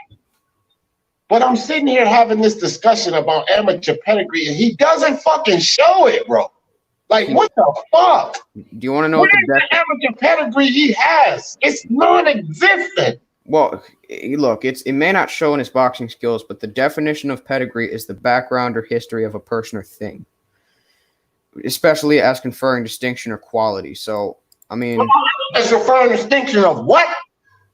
What's the quality, intangible? Fuck out of here, bro. Well, I mean, probably just the basic boxing skills he learned in the amateurs. It's like just a jab, right hand, 1-2, maybe a basic step forward to get power on his shots. I mean, that's just some basic stuff that he probably learned as an amateur and grew from. Okay, well, I don't call basics pedigree, so that's where we're conflated there. I call amateur pedigree having a good sound fundamental, and he doesn't have that. So I don't call it utilizing a couple of basics, and we're seeing a flash of these basics throughout his whole career because we don't see this consistently. You can point out one fight, oh, he did this in that fight. Oh, he did this in that fight. There's nothing consistent with. We don't see this in it. We don't. Still his background, though. That's just again by your definition, by your understanding, your perspective. By the definition, right? By the way you understand it, though. And you read the words, but I think that the interpretation of the words you read, we have different interpretations of that. Because you mentioned quality, and I see none. What's good, Lance? What's good, Lance? So let's talk a little technique for you, D. So you don't think he could do anything to beat Fury, or just land a lucky 1-2, or just lucky right, and that's what you see. Wilder's chances of winning Fury is exactly that, Punch. That's exactly that. He lands a lucky shot, a clean flush shot that hits the target the right way, because he hit Fury with 2 right hands, but it didn't drop him. So he has to hit him with that perfect right hand, or he loses the fight. Yes, that's what I think. And the left hook, because that's what knocked him down in the 12th round. I do agree with that. I do agree that he needs a shot to beat him. But what I do disagree with is the lucky punch. I don't think there's such thing as a lucky punch. There is no luck in just shooting a right hand. It doesn't just come out suddenly just out of pure luck. It is thrown with the intentions to knock somebody out. Now, sometimes it doesn't land. But that's under your control. I think he could learn. I think he could learn and execute little things, and that's why I did mention I'm working on the body. It's throwing those straight punches instead of going to the head and head hunting. He could throw those straight punches. He could have and it could still do damage going to the body. It's not like Tyson Fury got some type of 6-8 pack or whatever, got a great stomach or whatever. I think he could actually utilize that arsenal, go to the body, and then it'll probably open up the head a little more. It will stop Tyson Fury from moving. Right. I think he should attack the body.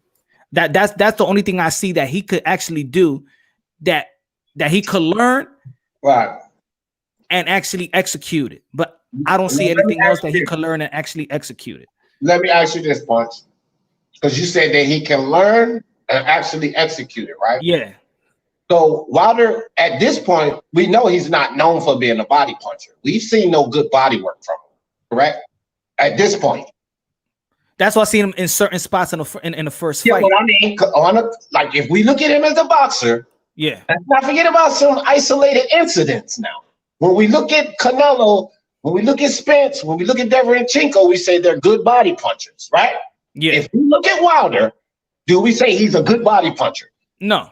Do we say he's even a decent body puncher? No. We don't look at his body punching at all, because those isolated incidents when he showed us that shit, they're meaningless. So my point to this is, I hear you saying that he can learn this technique that he has not shown us, that he's not accustomed to using, that there's no muscle memory for it, and we don't even know if it's damaging body punches or not. So yes, he can do that, and he can learn that. But can he learn this, learn how to utilize it all within one fucking fight? Because he has to do that in this next fight. I doubt it. I very seriously doubt it. And hey, he gave us reasons so we could doubt it. That's what I say. That's why I said something that he could learn, that he could actually probably could execute in the ring. Throwing that, if he could throw that 1-2 to the head, he could throw those ones, he could throw those 2s to the body. But just like Intangible says, to go to the body, you also got to have some type of balance. You also got to bend down.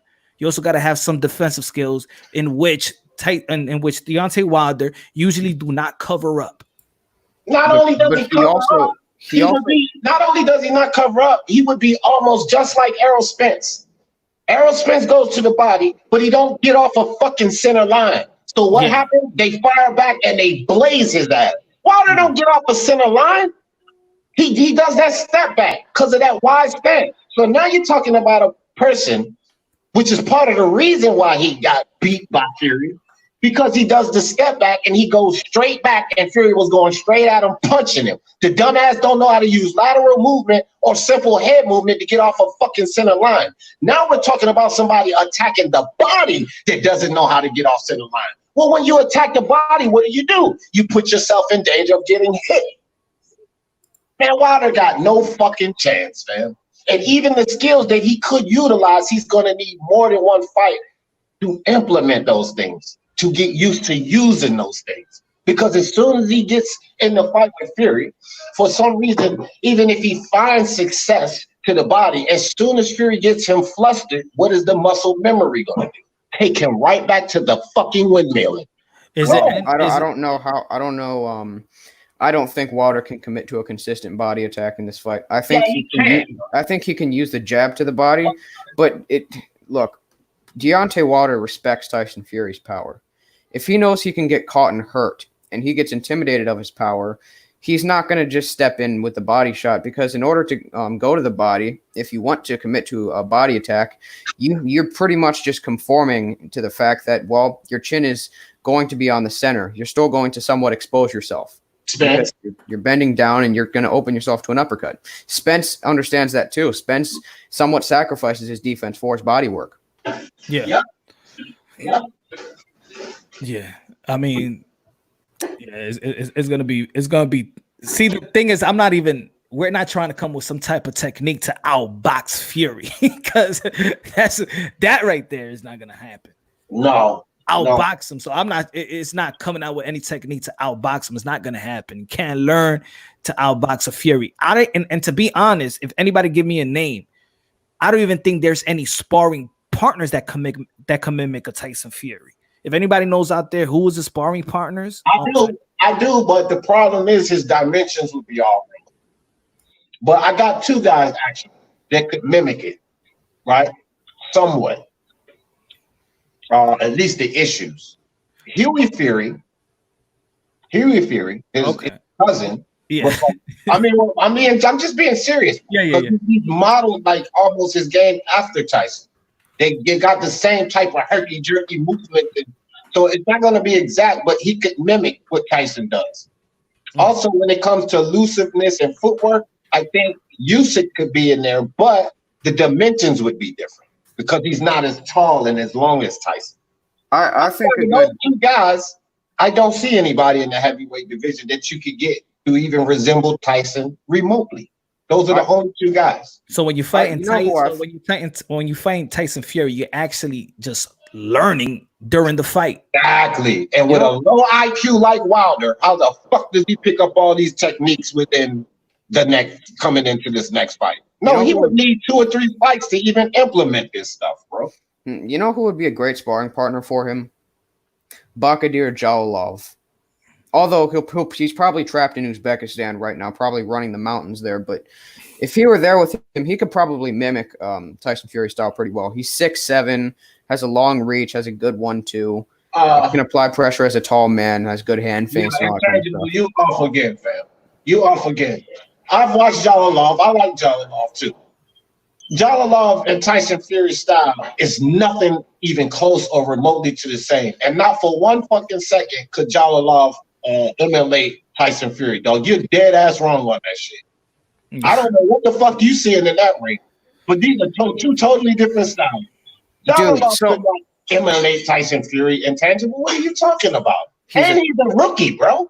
He's a tall man who can box off the back foot. He has good hand feints. He has a long jab and a devastating left hand, and he can mimic the 1-2 that Fury was using when when he was stepping in and when Wilder was stepping in. How can he not mimic any of his moves? He may not fight like him. He does stand stationary, but he can also fight off the back foot, and he has a devastating 1-2. Well, let me tell you this: a prospect ain't gonna fucking help Wilder for fucking Fury. Now you sit there and argue that fucking and a guy who's only experienced at heavyweight is Chad Witherspoon not going to help a champion get ready for a champion intangible. You can sit up here and you're making yourself look stupid by even saying that. A fucking prospect in Javalov is not going to prepare a champion to get ready for a champion. You could try to rationalize this shit or speak all of this shit you want to speak intangible. You are making right now. So fuck out of here, bro. I could agree with that sentiment, because if you even look at Holyfield when he prepared for Mike Tyson, he had David Tua. David Tua was elite. That's the best sparring partner. Tyson, fam. But David Tua fought like Tyson. Exactly. Y'all don't fight shit like Fury, and he's a fucking prospect. And that's why I agree with you on that one, D. Because to prepare for Tyson, Holyfield had the best sparring partner. So then how do you know that? How many fights have you seen of Jalolov? Tell me. Who, me? Yes. I only seen a couple of fights. I was doing some film stuff. I ain't followed them like that. Dude, I've watched every single one of his fights in the AIBA. Every single one of them. his fights against Justice Hooney, his fights against Kamshabek Kunkabayev, his fights against Richard Okay, Torres. all that's irrelevant, intangible. He's nothing like Fury. It don't take me all of his fights. It takes me 2 fights because I am much more informed about what goes on in that ring than you are, whether you want to fucking accept that or not. I give you the respect on the fucking let me finish. I always give you the respect of the history, but you don't get it, dog. You're not even close to being on my level to understanding what's going on in that ring. And I know you're not because of how you misstep so much. But once you understand that I have a certain skill, like you have a certain skill, that you bring something to the table that I don't, I bring something to the table you don't. We go through this shit all the time, me and you. We do, with what goes on in that ring. You don't accept the fact that you still have a lot to learn about that, dude. Jalilov would not be a good sparring partner if you're considering Fury. Period. Okay. Okay, let me just tell you something, right? So you keep telling me to just stay in my lane with history and just listen to you when. No, I didn't say that. I didn't say that, bro. I said give respect because you challenge me like I don't know what the fuck I'm talking about all the time, dog. You might not realize you're doing it. You're double talking right now. Listen. When you sit up here and you say, well, no, actually. Well, no, but no, the way it is that's basically contradiction, bro. And you do this to me all the time when I speak about what goes on in that ring. Now, how many times do you talk about a Harry Grubb or somebody else and I say, well, no, intangibly, you're not right about that. Do I ever do that to you? Never. But you constantly contradict me when I say what I think is going to happen in that ring. And I know for a fact you don't understand what happens in that ring more than I do. I know because I hear you talk. Okay, 2 things. One, when did I ever deny wanting to have dialogue about Harry Grubb or one of these dudes? When did I ever tell you that you can't try to tell me about him, something about him that maybe I don't know? You did. I've never done that before. You did. What I tell you, I didn't say you did. See, you need to fucking listen, fam. I didn't say you said that. I said I don't attempt to do that because I give you the respect for your knowledge. But you constantly attempt to undermine and contradict the shit I say when I talk about what's going on in that ring. We don't have debates, you and I, about history because I don't go there with you. These are the debates we always have. When you trying to tell me what the fuck is going on in that ring, this is the only time I ever debate you, fam. Ever. And here's the second thing. You're also kind of double talking because you're telling me that I always rag on you or I always disagree with you. I always try to tell you that something else is going on in the ring when I'm not as informed as you are.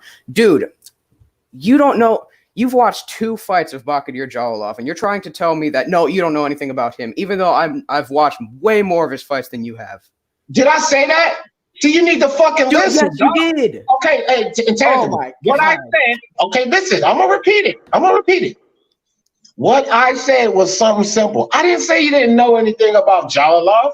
I said you don't know what the fuck you're talking about when you say Jalilov would be a valid opponent to mimic Fury. That's what I said. I didn't say, I said I only watched 2 fights of his, but it doesn't take me that long to see what's going on in that ring. I never said you didn't know anything about Jalilov. So what the fuck are you talking about? I could say I think intangible. I think I understand. I understand what intangible is talking about, but I understand what UD is talking about. I think I think a prospect could help out a fighter like Earl Spence helped out Floyd Mayweather to prepare for Manny Pacquiao. Yeah, I'll agree with that, but he ain't gonna prepare him for no fucking great fighter. He'll help out. But the sense of Deontay Wilder picking up and learning from another prospect to fight Tyson Fury, I understand you on that. I think he does need an elite heavyweight to prepare for Fury because the IQ of Deontay Wilder. Yeah, bro. I also look. It's not. Tyson Fury is a unique heavyweight. You're not just going to bring in anybody. Both are. Think about it. Both are. You're not just going to. Not everybody is going to be able to replicate Tyson Fury. You just bring in certain guys to maybe mimic some of the things that Tyson Fury brings to the table. You can maybe bring in a Jalilov to sort of replicate the movement of Tyson Fury. Now, Fury's a little bit more herky-jerky, but his movement, maybe that can help Wilder cut off the ring a little bit better if Wilder's going to come forward. Maybe it can. All right? Well, Punch Drunk asks, who could they bring in as a good opponent to mimic Fury to help Wilder out? So when I heard Jalilov, That's what I was arguing. Because Jalalov's not that guy. Period. That's what the whole discussion was. Jalalov's not that guy. I mentioned Huey Fury because he's very similar, and Usyk because of his IQ and skill set. Jalalov, a prospect, is not that guy. That's my point. Yeah, man. Yeah, I feel both of y'all on that, but I do feel really strongly that Tyson Fury does need. I mean, I'm sorry that Deontay Wilder does need a professional and high level sparring partner to fight, so he can prepare for Tyson Fury. I do believe it, but I also believe that there's prospect that could help out championship caliber fighters to prepare for the next matchup. Just like Sean Porter helped out. Who was it? Sean Porter helped out Manny Pacquiao to fight Miguel Cotto, I believe. Things like that. So, hey, you know why I think Jalalov could help Wilder out concerning Fury? Punch resistance, because that motherfucker hits hard, so he'll get used to taking some of those punches. You understand? He'll understand what he has to do to stay away from certain punches. He could offer that. That dude's 1-2 is honestly kind of similar to Wilder's. He kind of has that same explosive sort of power on his shots, the heavy hands, though. Like if you see Deontay Wilder on the outside, and he's running and he's playing or whatever, you could see. I mean, he used to play football. Did he play college football, college basketball, something like that? Who that? Wilder on a lower division. Yeah, he played Division I. Yeah. As a matter of fact. So he should have some type of athleticism. To me, in my opinion, I just didn't like that Tyson Fury looked more athletic than Deontay Wilder. That was sad to see. Because Wilder's very athletic, but the reason Tyson Fury looked more athletic than Wilder is because he has better footwork. Wilder's footwork is atrocious, absolutely atrocious. That's why Tyson Fury's light on his feet. Let's not get something twisted. Tyson Fury moves like no 6'9" man should move. Exactly. That motherfucker's athletic. A man that's 6'9" and as big as Tyson should not move that way. Have you seen the dude dance? Like, he's not a great dancer that will blow your mind off. But when you see him dance and you see his footwork, like his movement, a guy 6'9" shouldn't even really move like that. That's a phenomenon in itself. So he's athletic in himself. So when you couple the footwork, that's why he looked more athletic than Wilder, because Wilder's footwork is garbage. We all saw Deontay Wilder's dance. So we Yeah, well, we don't talk about that one. Look, when it comes to a lot of great champions, they tend to bring in less experienced fighters. As you mentioned with Pacquiao, he brought in Sean Porter, he brought in Edwin Valero very early on in his career. When it comes to Muhammad Ali, he brought in Larry Holmes. When Larry Holmes, I think, was just an amateur.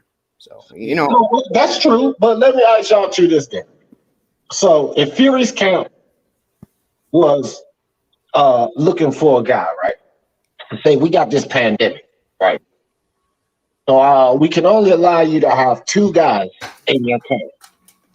Would it be Huey Fury and Usyk, or would it be Jalalov and Usyk, or Jalalov and Huey Fury? I think Jalalov would be staying right where the fuck he is, because that camp would say we better go get Huey Fury and Usyk. Okay, actually, hold on, let me finish, Intangible. For the love of fucking God, dude.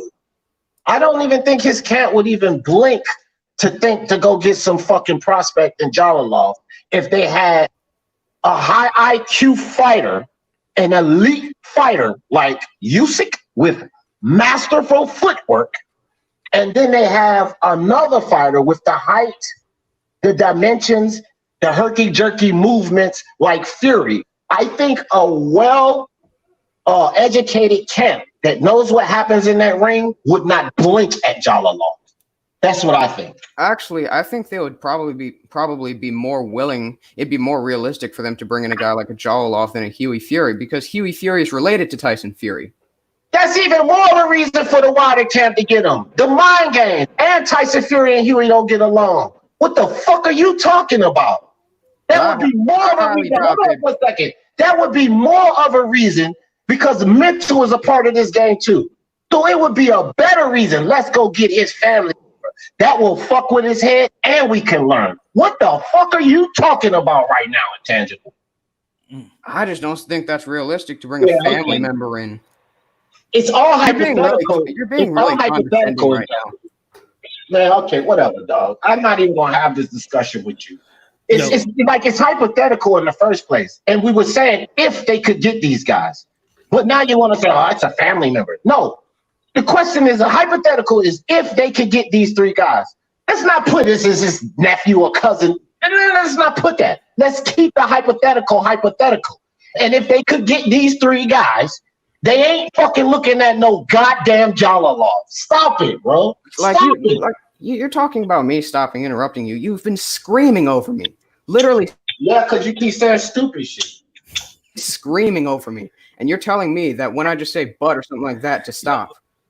Yeah, well, stop bro, you gotta go you gotta go take him. Maybe you ran out of weed or something like that, man. I'm smoking weed right now. I just Intangible. You ain't no different from nobody else. You've been on all of my lives.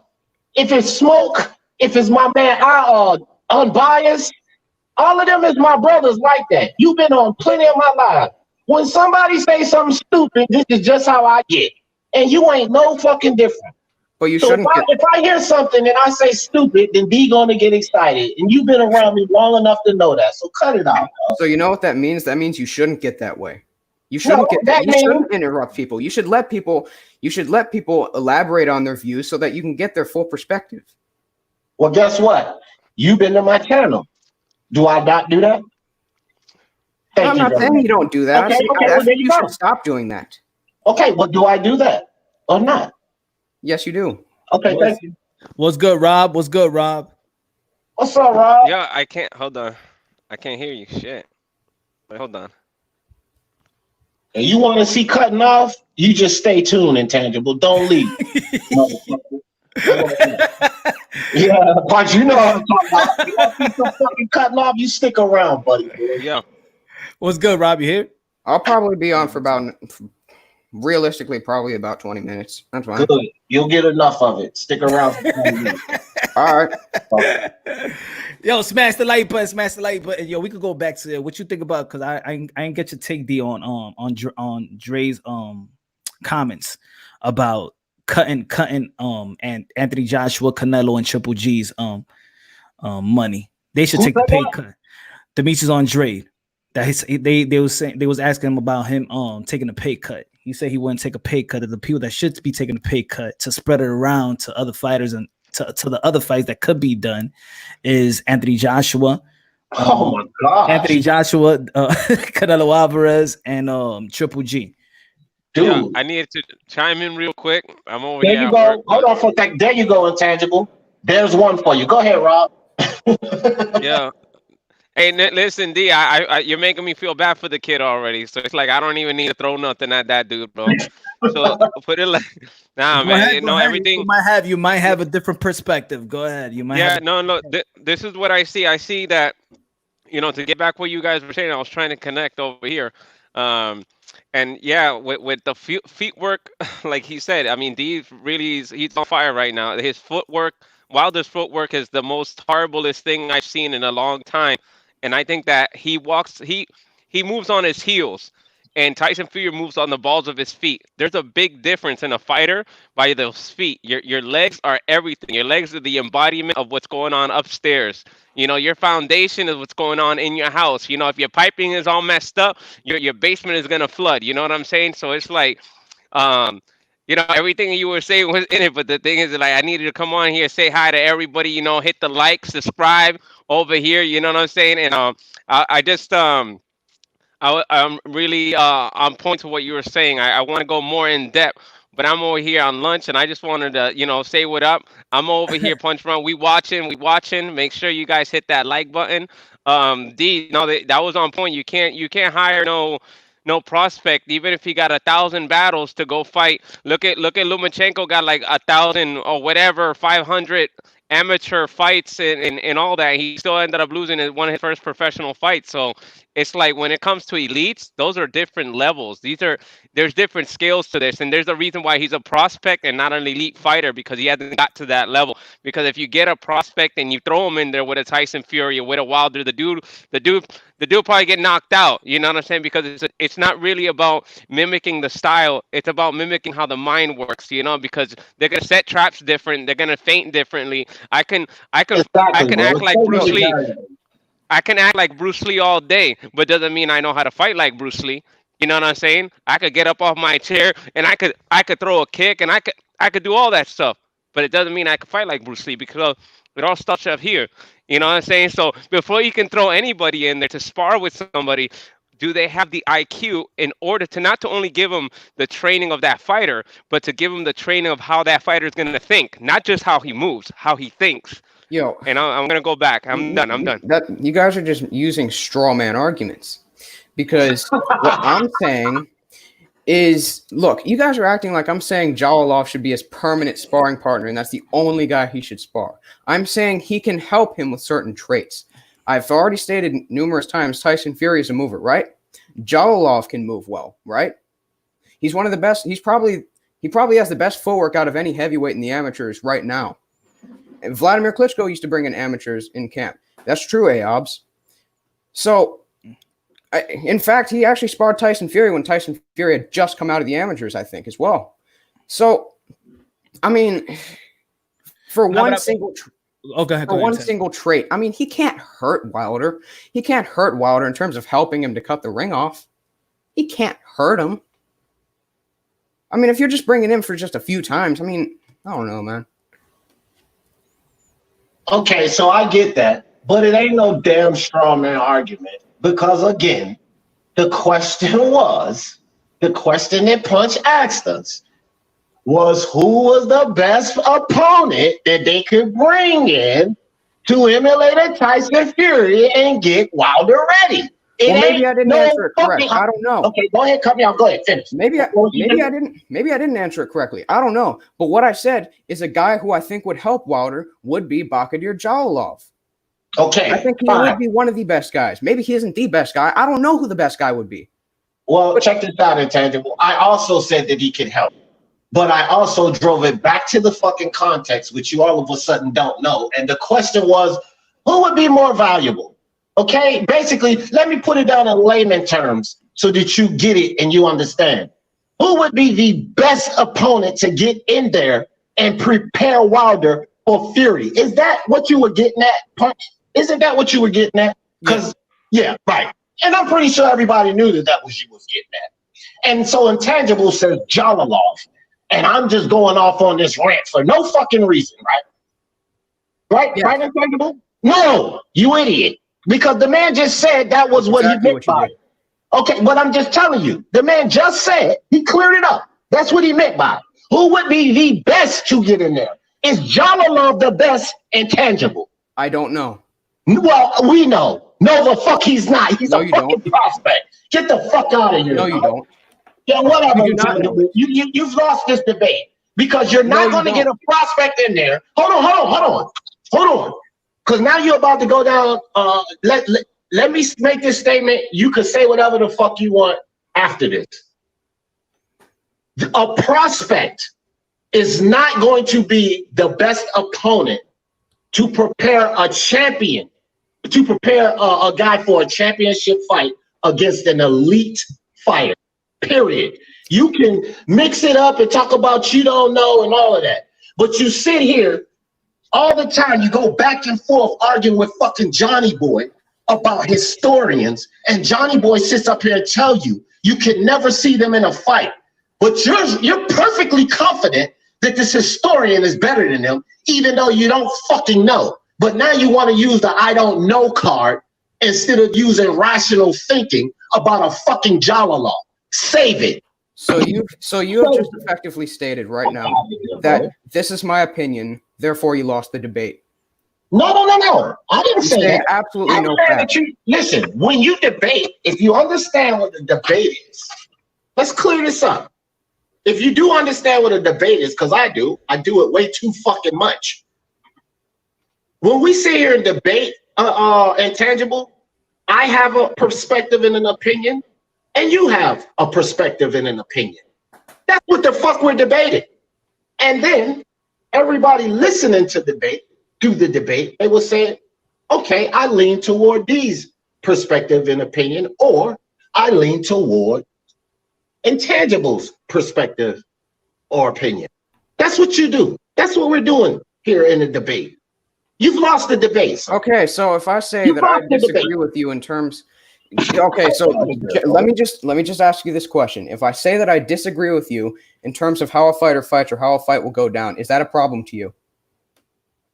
Did I say it was a problem? I said you were wrong about it. I didn't say it was a problem. You're wrong. You absolutely have a problem with me. You yell at me. Right you get mad at me. I yell at everybody, you fucking idiot. I yell at everyone. This nigga's so stupid. I yell at everyone. Everyone right now. Hold on, Rob. Get this smoke. I yell at him every fucking day. What the fuck are you talking about, Intangible? This is what I do. I yell when I hear stupidity. They're always going at it, bro. You're telling me not to challenge you and not to speak to you about this kind of stuff. How am I supposed to interpret it? Am I supposed to just say, when you say something like, don't challenge me on this type of stuff, or your opinion holds no weight compared to mine? When you say that type of stuff, am I supposed to just take it as, oh, it's just a joke, it's just him playing around? Am I supposed to take it like that? I don't know how you're supposed to take it, but I tell everybody else the same shit. This is, I mean, like, dog, you say it like you saying these things as if I'm doing this shit to you personally. Motherfucker, I do this to everyone. Everyone. Shit. The fact is, not personal against you. I don't have no feelings or no hard feelings toward you, Intangible. When I get into heated debates, I do this to every fucking Akron Bias. How many times I've done this to him? The fact is, you're still calling me a fucking idiot for saying that I think Jalolov would be a good sparring partner for Wilder. Okay, I apologize for calling you an idiot, Intangible. But I'm going to explain this to you, just like I explained it to Smoke on my live. You idiot is just a thing, fam. It's one of these sayings. I give you all the respect of the world. Yeah, you can't be sensitive in the debate. Hold on for a second. Yeah, you can't get sensitive in the debate game. Hold on, Rob. Hold on, Rob. I have given Intangible all the respect in the world of knowing the history of boxing and all of this very well. I tell people that I defer to you. Let me explain something to you. If I really thought you was, I'm not deferring to no idiot, fam. So I got a segment on my channel called "You Idiot." Dog, this is just a thing that I say, Intangible. Dude, I know. Hold on, bro. Hold up. Let me finish. You're taking Punch. I'm about to go back to work, bro. But this shit is on fire. I got this shit on my computer, loud and clear, bro. I want to hear this shit. All right, Rob. You taking shit personal, Intangible. Like I'm really mad or something at you, but you've seen this before out of me, bro. And me and my guys get up and talk, me and Smoke it up and talk. It's nothing personal. Why are you? It's not what I'm doing. Why the fuck are you taking this? Dude, I've seen you get mad, and that's fine. That is fine. Why are you taking it over relevant topics? You are pressed at me, and you are legitimately trembling, and you're legitimately angry that I said that Jalolov would be a good sparring partner for Wilder when you've seen allegedly you've seen 2 fights of his. Okay, Intangible, let me explain this to you. I'm not angry. I don't have any heat towards you. This is why I can immediately turn it all around and get calm now. What I'm trying to tell you is you're reading into all of this wrong. Me and Get This Smoke had the same conversation on my live, and I could have swore you was there because he had a problem with the idiot thing. He's like, D, man, why you always calling me? Why you attacking me? And I explained it to Smoke, and he was like, oh, yeah, I get it. You don't mean nothing by it. But you sitting here acting like I'm really coming at you like that, man. And you should know better than that. You should know better than that because you done seen me so many times, man. You done heard and seen me call Smoke idiot, Bias idiot, Johnny Boy, anybody I'm debating an idiot. And I'm cool in the fair with them. I'm not really going at you like that, dog. And how many times have we been on my live and you've been there too, Intangible? And I've explained it to everyone. Bias has backed me up. Mr. Two Hands has backed me up. Just because you see me get excited, bro, I'm not mad. This is my persona. This is me. I've never been mad. And you know this, Intangible. But you taking shit personally. So just stop taking the shit personally, dog. Because I don't have no heat towards you. I don't have no ill will towards you. The yelling and the screaming is my persona, fool. You debate me, this what you're gonna get on BDA, on Speak Your Mind Sports Talk, on Unbiased, on UGC. I've always been this way. It's nothing personal against you. You idiot. How about that? It's nothing personal, man. All I want to say is this escalated off of me saying that Jalolov would be a good sparring partner for Wilder. Okay. And yet you're late, and you're late to your own stream, all because I said somebody would be a good sparring partner. Yeah, but I'm late to my own stream is irrelevant because it's my fucking stream. And secondly, hey, look, bro, you gotta schedule it later then, bro. Okay, dog, I don't have to do shit. It's my channel, fam. Oh, you gonna worry about that? How about worry about intangible boxing? I don't have to do shit. I've been late before. It's okay. It's not the end of the world, dog. But let's talk about what we talking about now. So you're saying I got mad or whatever, and I didn't get mad here today. But what I challenged was what Punch Drunk confirmed. His question, whether you understood it correctly or not, was who would be the best opponent. So I was not debating you on the fact that Jalolov would be a decent opponent or he would help him out or any of that. I was debating you on the question that Punch Drunk asked us. Who would be the most valuable, the best opponent? And it ain't no fucking Jalolov. That's what I was debating. What the fuck is wrong with you? Okay, so give me some sparring partners. Give me those sparring partners and compare a lot of the sparring partners you said. Compare them in their experience with fighters to Jalolov's experience with fighters to verify that. Okay. This is how passionate you are about the subject. Okay. You ready? You ready? And I'm going to call you an idiot for this one. So I hope that you're ready. I gave you an elite heavyweight, Usyk, and then I gave you a fighter that's similar. His style, the way he moves, his dimension, his footwork, similar to Tyson Fury and Huey Fury. I gave you two sparring partners, and I can guarantee you 100% everybody in the chat and Punch Drunk himself even agrees that they're more valid than a fucking Jalolov. I don't have to give you any more. What you know what I can say to you know what I can say as well? I'm not finished. Or what you have to do is accept the fact.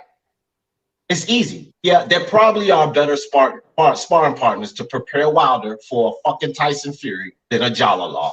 That's what this discussion is about, fam. Okay, so you know what I could turn around and say? I could say Jalolov has way greater dimensions than Usyk.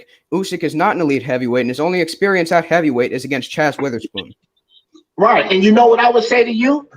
That would be bullshit because the same logic and rationale that you give Johnny Boy about everything that has been proven from your historical guys, that same rationale and logic, because they've proven it, because they've shown it, then we shall say this. Well, Usyk have shown it. You idiot. Has Jalolov shown it? No, the fuck he's not. Hasn't shown it. He hasn't shown it at heavyweight. Hold on. He's a prospect. So I don't think he's going 4-belt undisputed. I don't think that Jalolov has shown us that he's elite because Usyk definitely has. So where the fuck are you telling me that Jalolov has shown it? Because he's a prospect. We don't know what he can do. If we don't know what he can do, how the fuck has he shown it? Usyk hasn't shown it either. Okay, well, the conversation ends there. The conversation ends there because I believe that everybody accepts the fact that Usyk is elite and everybody accepts the fact I don't accept that Jalolov is a prospect. Yeah, you don't because you're the one who's wrong here. So of course you wouldn't. I'm sure a lot of people would accept the fact that Usyk isn't an elite heavyweight by beating Witherspoon. I'm sure he's an elite fighter. He's an elite fighter. Is he an elite heavyweight? He still has a 6'7" heavyweight. Okay. He's the guy who has had one bout at the heavyweight division at 220 pounds. Oh my God! Probably going to be outweighed by Jalolov by about 20 pounds, and he's going to be getting in the ring against a 6'9", 270-pound guy, and yet you're supposed to say that a 6'4", 220-pound dude that has to add on a bunch of fat in order to get there anyways is supposed to prepare him for it. Okay. Now, can I add this on it? Yeah, go ahead. Because he just making himself worse and worse. I'm done with it, bro. Go ahead. I'm done with it. And sparring, remember, is just not to go out there and fight. So Usyk could be used, but it doesn't have to be used to just all out sparring fight. It could be used to work on the inside, work on the footwork. It's almost like when you're chasing a chicken. Yeah, you're not chasing the chicken because you think that the opponent's gonna run like a chicken. You're working on footwork. So in sparring, you're not all the sparring partners. They don't work on, we're just gonna spar, ding ding, and let's do 6 rounds. Is a sparring partner, Deontay Wilder could tell, let's say for a guy like Usyk, all right, let's just work on the inside. Let me just work on you feinting me and me not falling for those things. Those are sparring partners, So I could see where Usyk and an elite fighter might not be an elite heavyweight, but everybody knows he's an elite fighter and a pound for pound caliber fighter. He could help out Deontay Wilder. Is he going to help him out in being a 6'9" guy and acting like a 6'9" guy? No, but he could help him out in other areas of technique. I agree with that. I think both guys can help him. I think both guys can. I'm just saying a 6'7" guy would probably suit him probably a little bit more for a guy of Tyson Fury's stature. Who would be better? I don't know. Okay. Neither guy is proven. So punch. Yeah. The whole fucking chat. Preparing Wilder for a Fury. Who do you guys think would be better? A fucking prospect in Jalalov or a Usyk? Because Intangible doesn't know. I mean, he can rationalize and think logically when he looks at everything that these historic fighters has done, and he can think logically and rationalize that and say, well, I can rationally say that this guy will probably beat this guy. But then when we look at elite fighters versus a prospect, he can't figure it out. He don't know. That logic doesn't apply anymore. I've actually stated before that I don't like comparing guys without film to fighters with film. I've actually stated I didn't hear that when you and Johnny Boy was going back and forth. So I've never heard you say that, but thanks for letting me know that. I'm just going on what I've heard. And when you and Johnny Boy was arguing, your logic was of what I'm talking about right now.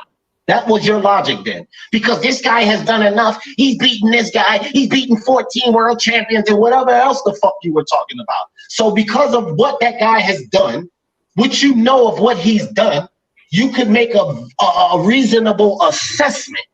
But now all of a sudden, that line of reasoning, I don't know. Okay, fine. So that's two completely different subjects. I know it is. This one is in the case of a sparring partner, whereas one is in the case of an all-time great ranking.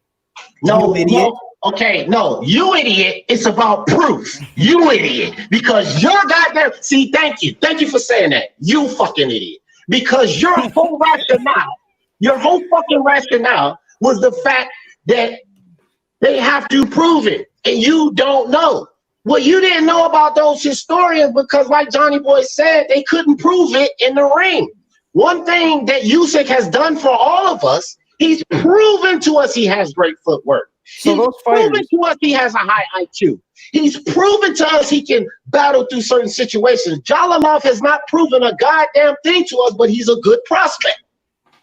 So those fighters, with numerous different accounts of them having fights, this is not a case of fucking fantasy fights or sparring partners like you're trying to say they are. Like you're trying to say, I'm trying to assess their skills and all this kind. No, I'm not assessing their skills up against anybody. I'm assessing their careers against other people. And the fact is, these people had their fights on record from sports writers, from fans, from people in attendance, their ticket sales, the ticket prices, and you're trying to tell me that, that's not enough proof they happened. No. I say you and Johnny. See, I say you and Johnny Boy were arguing on my channel, and your rationale was of such. I never said I agree with you or Johnny Boy in that debate. I'm just talking about what your rationale was in that debate. And now I'm just saying, under the same rationale, you're acting totally oblivious and ignorant. You don't know. All right, But fine. if Well, you, that's a if, false all I'm equivalency. saying is if you utilize the same rationale and logic that you utilize with Johnny Boy, you should be you should easily be able to assess the fact that a high IQ fighter, a fighter with good footwork, a fighter that has shown us to be elite, you should easily be able to assess using the same type of logic that Usyk would be a better sparring partner. But here and today, I don't know. Actually, you know what that would prove? Actually, you know what all this proven stuff would prove? That would prove that Usyk has had a greater career than Jalolov. There, Yeah, fine. okay, I can see all right. that. There you go. There. Yeah, Fine. okay, okay. Well, I'll put it like this. It proves Ain't nothing no about really, sparring. I'll just say this and I'll let it die. It's really no need to keep going back and forth with this debate because what you said today, I'm pretty sure you're the only one who believes that here. So, What Lance just typed is what I truly believe though. I don't think anybody could really prepare for Tyson Fury. I think the only way you'll be successful with Tyson Fury is adjusting during the fight. I just don't see really any type of sparring partners that can actually mimic the size, the speed, the footwork, and everything that, every tool that Tyson Fury has within that I type agree. of body. I really think it all depends on style. That's just my opinion. If you're a guy who can pressure Tyson Fury and get to his body, you have a good chance of beating him. And a lot of guys have found success doing so by fighting him on the inside because he's just not – Tyson Fury is not a great inside fighter. He's good at it, but when he has against better inside fighters than Wilder's, he's found less success. So he's made out to be a probably he was type of successful just going on the inside and just staying close and smothering Deontay Wilder because Deontay Wilder really can't pivot out that corner and mix his punches up to the body and things of that nature. And a guy like Tyson Fury should never be in the position to be more athletic than Deontay Wilder, looking at Deontay Wilder's background, in my opinion. So I don't know, man. It's tough. I'm thinking that, and that's why I say it's small things that he could do, that he could execute. And we was talking about Burden earlier, his trainer.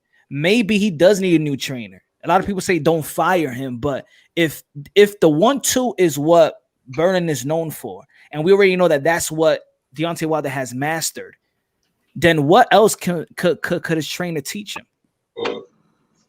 Yeah, I don't know, bro. I don't know. I think he will fire him, but not on some firing on shitting on him. I don't think that firing the trainer. I don't think at a lot of levels the trainer is the issue or the problem. Wilder's the fucking problem because there has been plenty of times when we've witnessed this ourselves. These trainers were trying to give this fucking idiot instructions from the corner, and he ignored this shit. You can't train a guy that does not allow himself to be trained. I don't care what trainer you bring in there. No, but he ain't taking it upon himself to learn the sweet science. You can lead a horse to water. You can't make him drink. No, but that's what I'm saying. Hold on. That's what I'm saying, D, is that I feel he did took in the best thing that Breland could actually offer. Because Breland, like I said earlier, was known for having the best 1-2 of all of boxing when he was fighting. That's what he was known for coming from the amateurs. And I think that he actually took the great thing that Breland could give him. He took it and actually mastered it. But now what else can Breland give Deontay Wilder? Because also Breland was not a great defensive fighter as well. And we could see it in Deontay Wilder. So it's not that Breland is bad at this point. I don't think he can add anything to Wilder. And I think that he could bring in somebody in. He could still be part of the camp, but he could bring somebody in just like Danny Silva Garcia brings in Nassim to help him out in training. Yeah, his father's the head trainer, but he comes with an experienced elite trainer to help him out in camp. And I think that's what he needs to do. Also, though, I think wait, I was about to speak. So, my bad. Go ahead. When it comes to another thing about Wilder not listening in the corner, I honestly do think he does listen. He just can't really He's Execute. just too. Yeah, he just can't execute. He's too limited to be able to execute what the corner is telling him. And I really think it all starts in the gym. I don't think that. I really just don't think that Mark Breland and JDs do enough different stuff in the gym to help him work on those different things. I think it just. I think he needs. I don't think he should get rid of those two guys. I feel like his natural loyalty will get in the way of that. I think he should just bring somebody in. You can have Mark Breland help you shoot the 1-2, maybe reset your feet after doing that, get off the center line, maybe. Work on your footwork a little bit, but get George Foreman's sort of strength. Maybe work on your natural strength to help sort of stand your ground when Fury tries to get inside of you. And I think that's the if Deontay Wilder has a major problem, of course we could talk technique all day, but the major problem is to me, in my opinion, is he's too loyal to the guys that got him up to the level that he could get. But those guys, and they have to be loyal enough to do what a Henry Garcia did to his son. You know what? I took you to this point, and I trust somebody else to put some more tools in the toolbox, help you out. And here's Eddie Reynoso.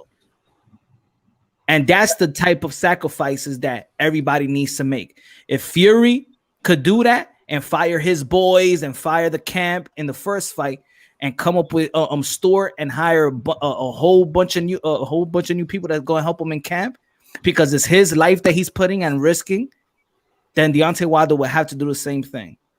Yeah. Punch. Let me ask you something right quick. You gonna be on for a minute?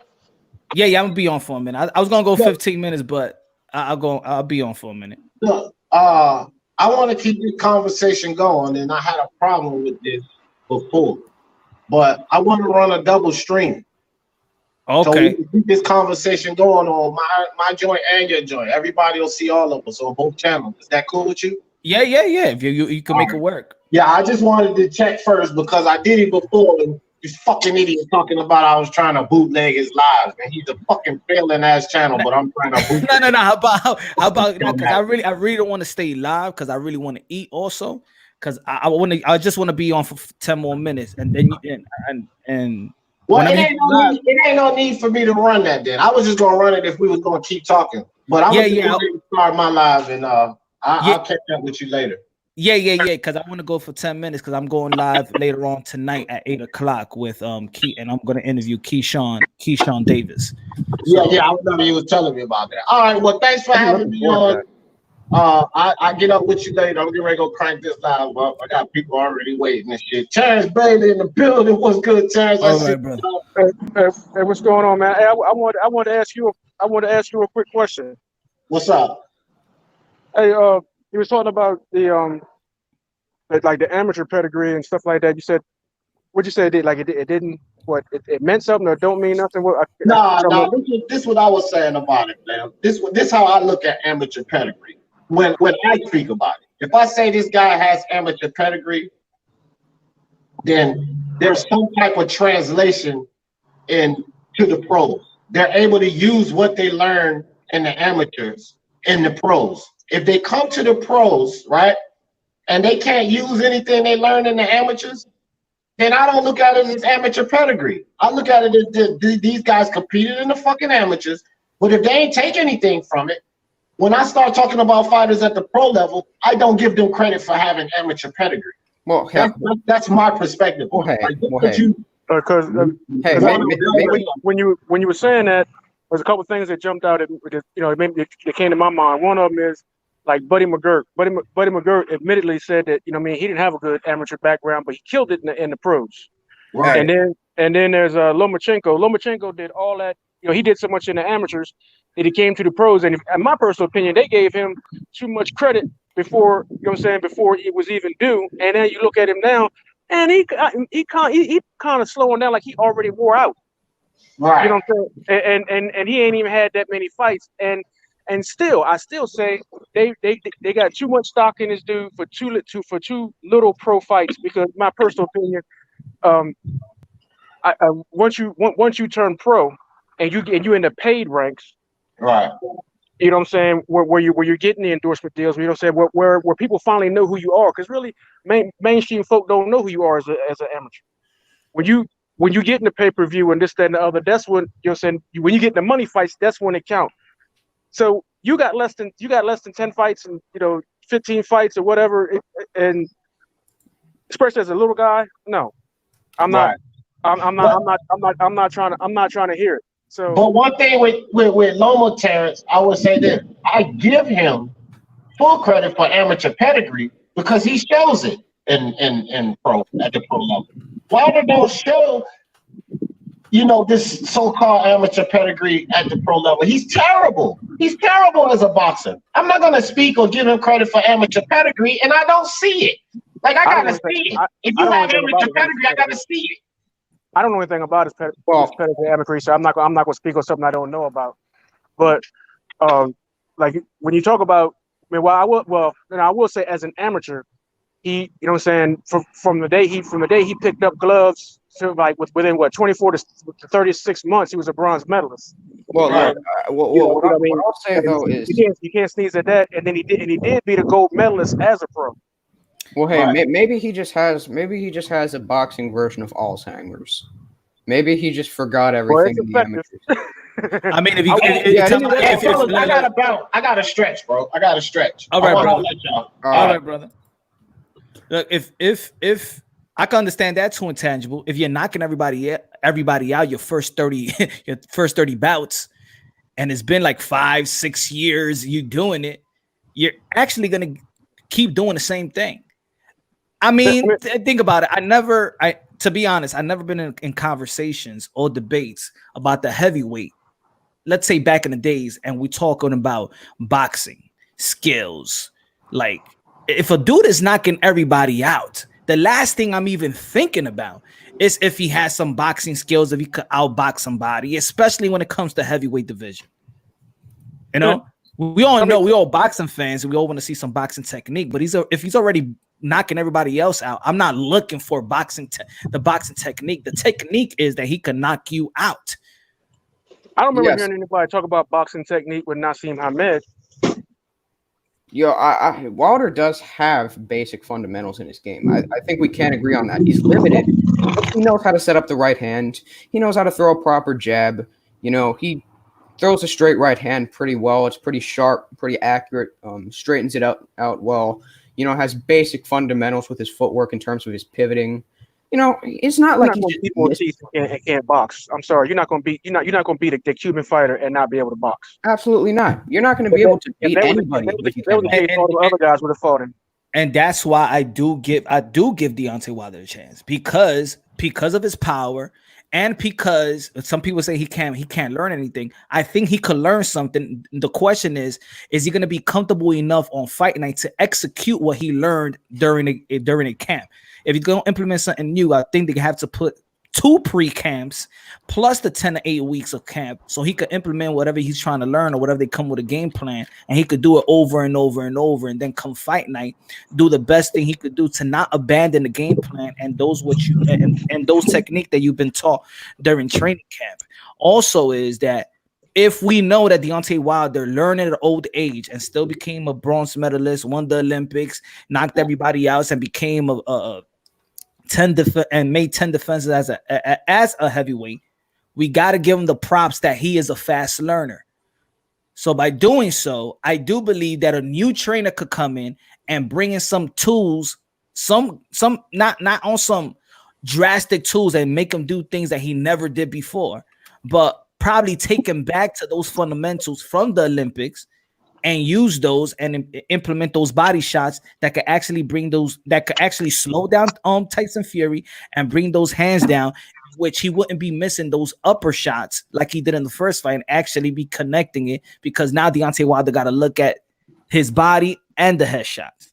I think Deontay Wilder could do that because that's not too hard for me. But that goes back to what the previous conversation was before I came on and talked about the right sparring partner.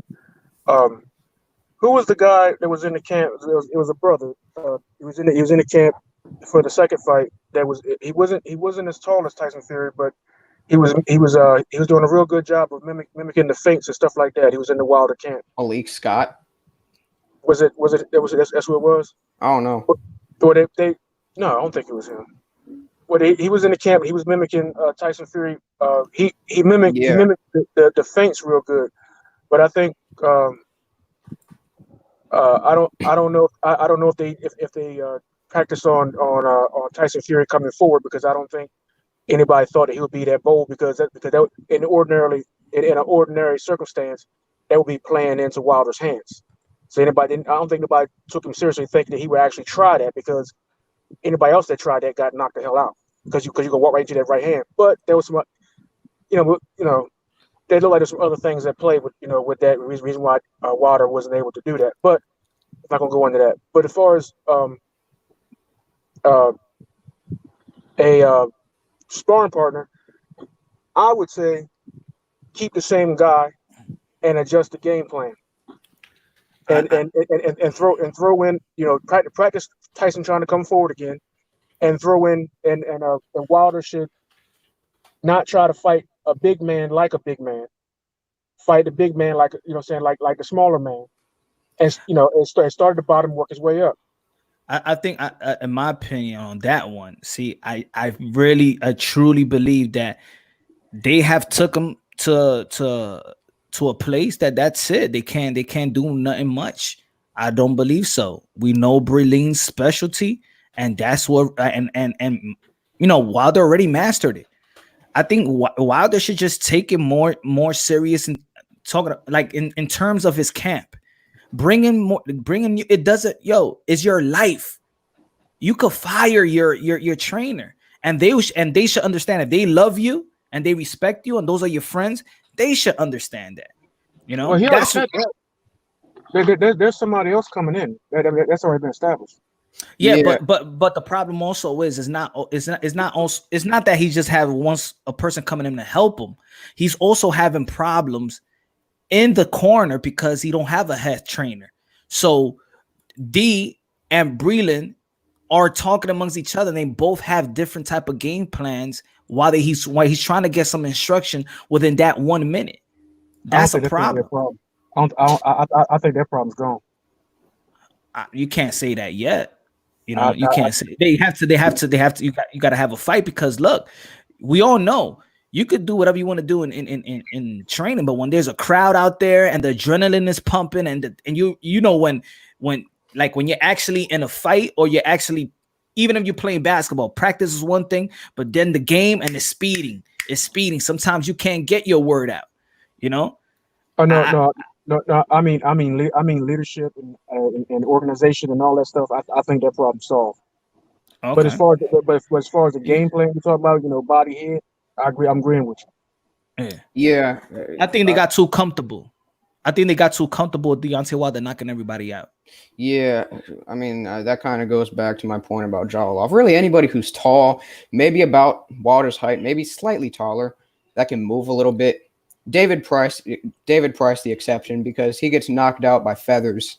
I mean, really, anybody who's tall, can move, and has a solid jab could help him. Does anybody got a problem with Deontay Wilder not running miles? I think he should. I do. I think that should assist in his punch. I think that could assist in his punch resistance. How well he can take shots throughout a good portion of the fight, and especially against guys who maybe have good body work. A lot of the guys he fights are pretty much headhunters. So if he's fighting a guy with good body work and can break you down in a similar fashion how Tyson Fury did with leaning his weight down on Wilder, he gassed so quickly because he just doesn't have quite the stamina. You know what? Only here's my thing with that. Swimming works different muscles than running. It's in some cases works more muscles, and it's easier on the joints. Only difference between running miles, in my opinion, and this comes from running miles in the military, and guys who have a running profile have a choice between the bicycle and swimming. Okay, the only different the differences between the running and swimming when it comes to boxing is there's throwing a punch versus swimming, you may arc it. Running, you know what I'm saying? There's a difference in the trajectory of the punches because of the repeated motion in both in the different exercises. You get what I'm saying? Yeah, I understand. You know what I'm saying? So that can be um, a a difference. In which case, Wilder does run sprints, so he he focuses on that sudden burst of power, which he's known for. Yeah. But he's never had an issue with his stamina. Now, as long as there's no issue with his stamina, then I don't see the problem. And then he's never showed a problem in the body with taking body punches. He's never shown a weak chin. Every time he's been hurt, he got hurt with a good shot that would hurt anybody. You know, No, like but the thing, this is what I'm saying. I agree what you're saying, T. But I also the thing is this: I don't want him to train the same for a Tyson Fury. He has to train in a way that, okay, this guy is already out, is really outboxing me and controlling the 3-minute intervals of a lot of rounds. oh, check this out, man. But It's not about landing punches, it's about controlling the 3-minute intervals. yeah, I get what you're saying. But check this out. Don't forget, he's got George Foreman in the training camp this time around. And you remember George Foreman's regimen? This dude should strap a harness to himself and pull a Jeep. Yeah. You know what I'm saying? Now that's that old school and Wolf stuff. You know what I'm saying? Yeah. Now if Wilder's doing that leaning on Wilder and smothering him for trying to smother him for 12 rounds ain't gonna work. We'll see. We'll see. I hope they have a good game plan. You know, I hope they have a good game plan. I wish that they implement more, some old school training as well. That's why I said about the running. I want him to run. Maybe they don't want him to run because he got fast metabolism. It's hard for him to gain weight, and of course, if you're doing cardio like that, that's another thing too. You know, so I understand that part. But I also understand that the part is I don't think that, you know, Deontay Wilder should be gaining weight. If he's special the way he is, he already got the power. He's 34, 35. He already shown that it doesn't matter. It doesn't matter how big the other guy is. His power is also is going to outmatch anybody's power. So I even think that gaining those 20 pounds, being 130, 136, 133, 32, something, 200. He's like 10 to 15 pounds heavier. Oh, no, almost 20. Because even when he waited last time, he lost weight. He came into the fight 209. Then he had the flu first fight. Yeah, but even in other fights, he usually will make this weight and then he'll come back down on the day of the weight. The day before he'll weight like 10 pounds and then he'll just lose. But if that's his body, because even gaining 15, 20 pounds for the first time in your life, it's not easy. People may look at it like 15 pounds, but if you look at it the other way around, people, when you lose that 1 pound, when people lose just 1 pound and they make catch weights like 447 or becoming 146, that 1 pound counts as a lot in boxing. So for a guy that's athletic and never carried that much weight, he's going to look sluggish. He's going to look slower. He can't become a new man in an 8-week camp. Well, I don't hear anybody talking about this though. Look at the second fight. Look at between rounds 5 to 7. Fury was gassed. He was trying to just get him, like I gotta stay up. I gotta get him out of there. But he was huffing. By the stoppage, Fury was huffing. You know what I mean? They both fight, because even when he knocked him down, remember the 12th round and Fury got back up. I mean, Wilder was tired. I mean, the second fight, because just about all the energy being expended was on Fury's part, because Wilder couldn't even, you know what I mean, Wilder was, you know, his legs were gone. By halfway through round 5, Fury, that extra weight, that 275, Fury was gassed. So if Wilder's on point the next fight, which I'm pretty sure he is, he's gonna watch everything. He's gonna watch gloves. He's gonna watch water. He's gonna watch everybody around. Everything gonna be on a magnifying glass. I mean, got to. If Fury come in there and try to say, well, I'm gonna come in there same weight and I'm still gonna be same game plan. I'm gonna do it. It ain't gonna work. Ain't gonna work the next time. And and he going to gas out. And if he gas out, he's going to sleep. If you make it that far. We will see. We will see, man. Yo, T, I'm about to time out. I'm about to All go eat, chill with the fams. Yo, thank you for tuning in, man. I'm gonna do it live later on at 8:00. Got the number one amateur of the country. He's gonna be tuning in, the number one amateur in the country. So tune back at 8:00 tonight. Peace out, everybody. I'm gonna time out right now. Yo, T, peace out, my brother. All right.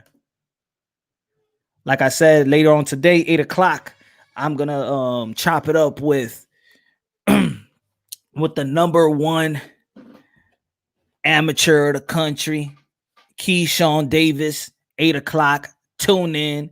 Gonna chop it up with the future Andre Ward. Could be the future Sugar Ray. But stay tuned. I love y'all. Peace out. God bless. And on to the next. 8 p.m. tonight.